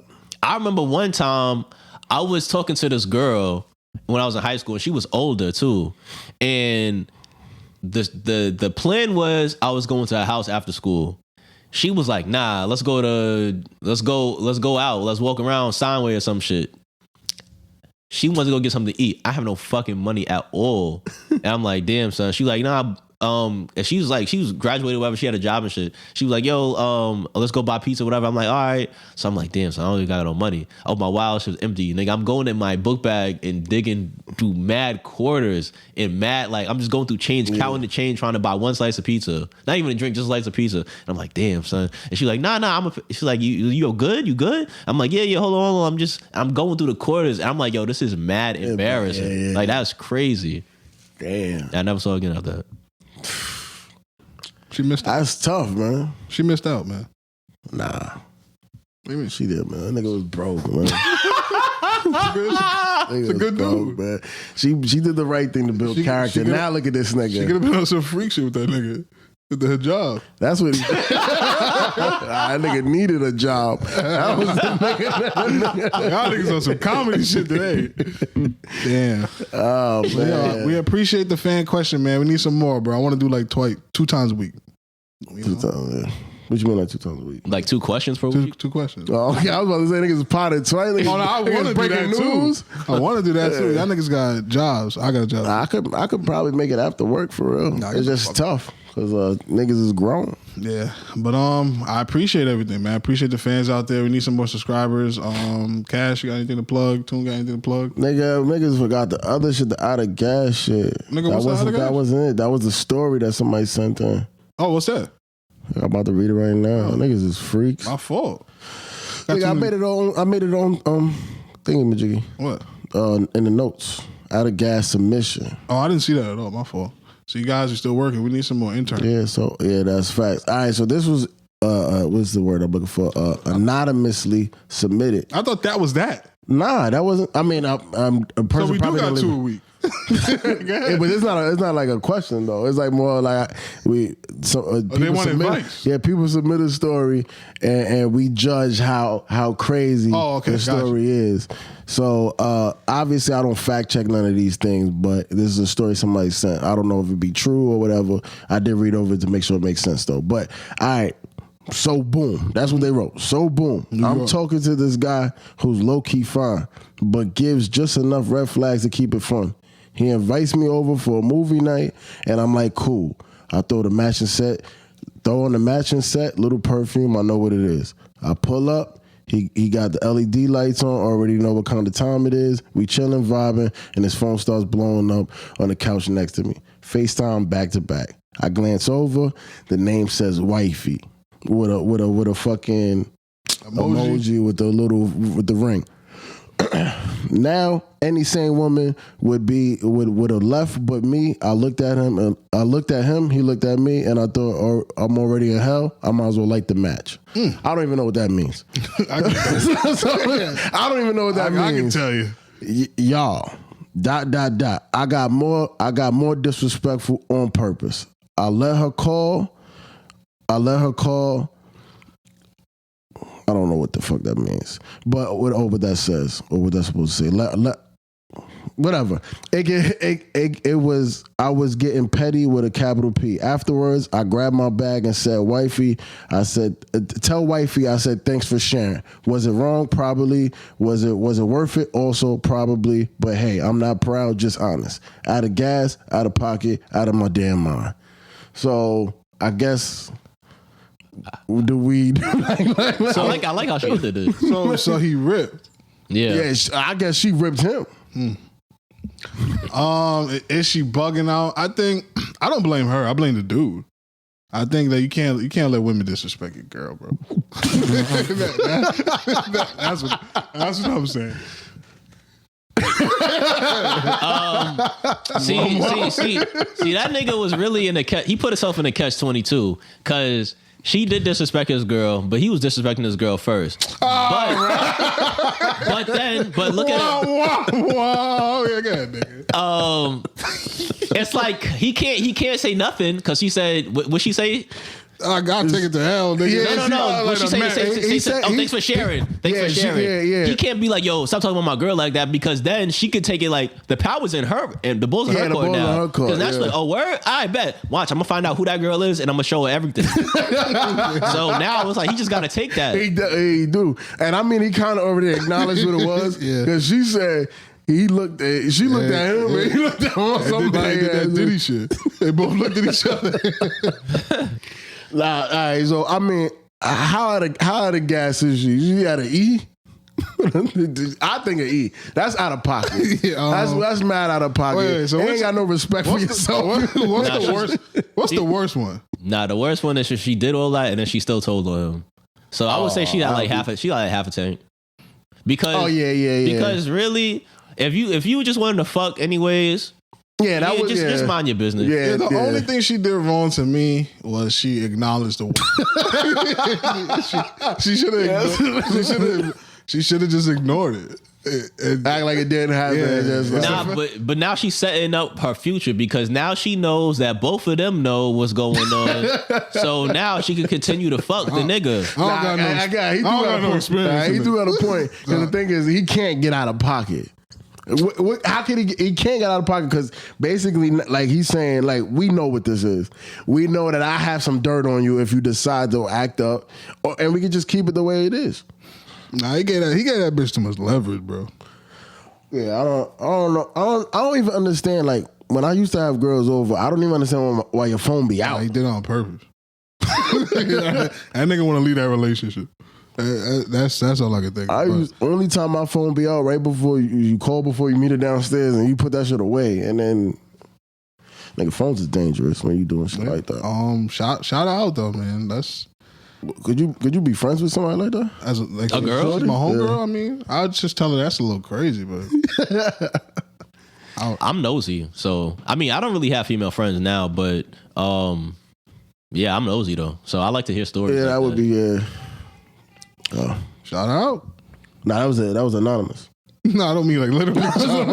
Yeah, appreciate the submission though. That was nice. Yeah, she set the bar high. Yeah, please, if you're gonna set Out of Gas, like Out of Gas is supposed to be a segment pretty much on like crazy ass stories that you can't believe you've been a part of, that maybe you wasn't a part of it yourself, but you witnessed it. It could be something simple as you fucking, I don't know, something embarrassing. It doesn't have to be crazy. Shorty did set the bar high, but it really could be something simple, like something you grew up, you got pants in front of the class, and I don't know, some senior beef, crazy shit. Whoa. I don't know, but that's crazy. Yeah. Oh, well. But I wouldn't blame the guy that got pants though. Nah, but just like, yeah, I can't believe it. Like, yeah, that's fire. I like that shit. Well, you take the jitney in Atlantic City, your phone died. Yeah, and then what? I don't know. I wasn't there. All right. But yeah. But I appreciate you guys for tuning in once again to another episode of the Gas Money Podcast. Don't forget to hit that bell icon and hit that subscribe button so you never miss another upload. And also follow us on TikTok and Instagram at gas.money.podcast. Share and like our reels and comment, engage with us. And don't forget to DM us any of your Out of Gas topics. Or if you need advice or anything, we'll get to that too. AG. Can I get a perfect? Perfect. Yeah, that nigga's delayed. Nah, my fault. I forgot that was my line.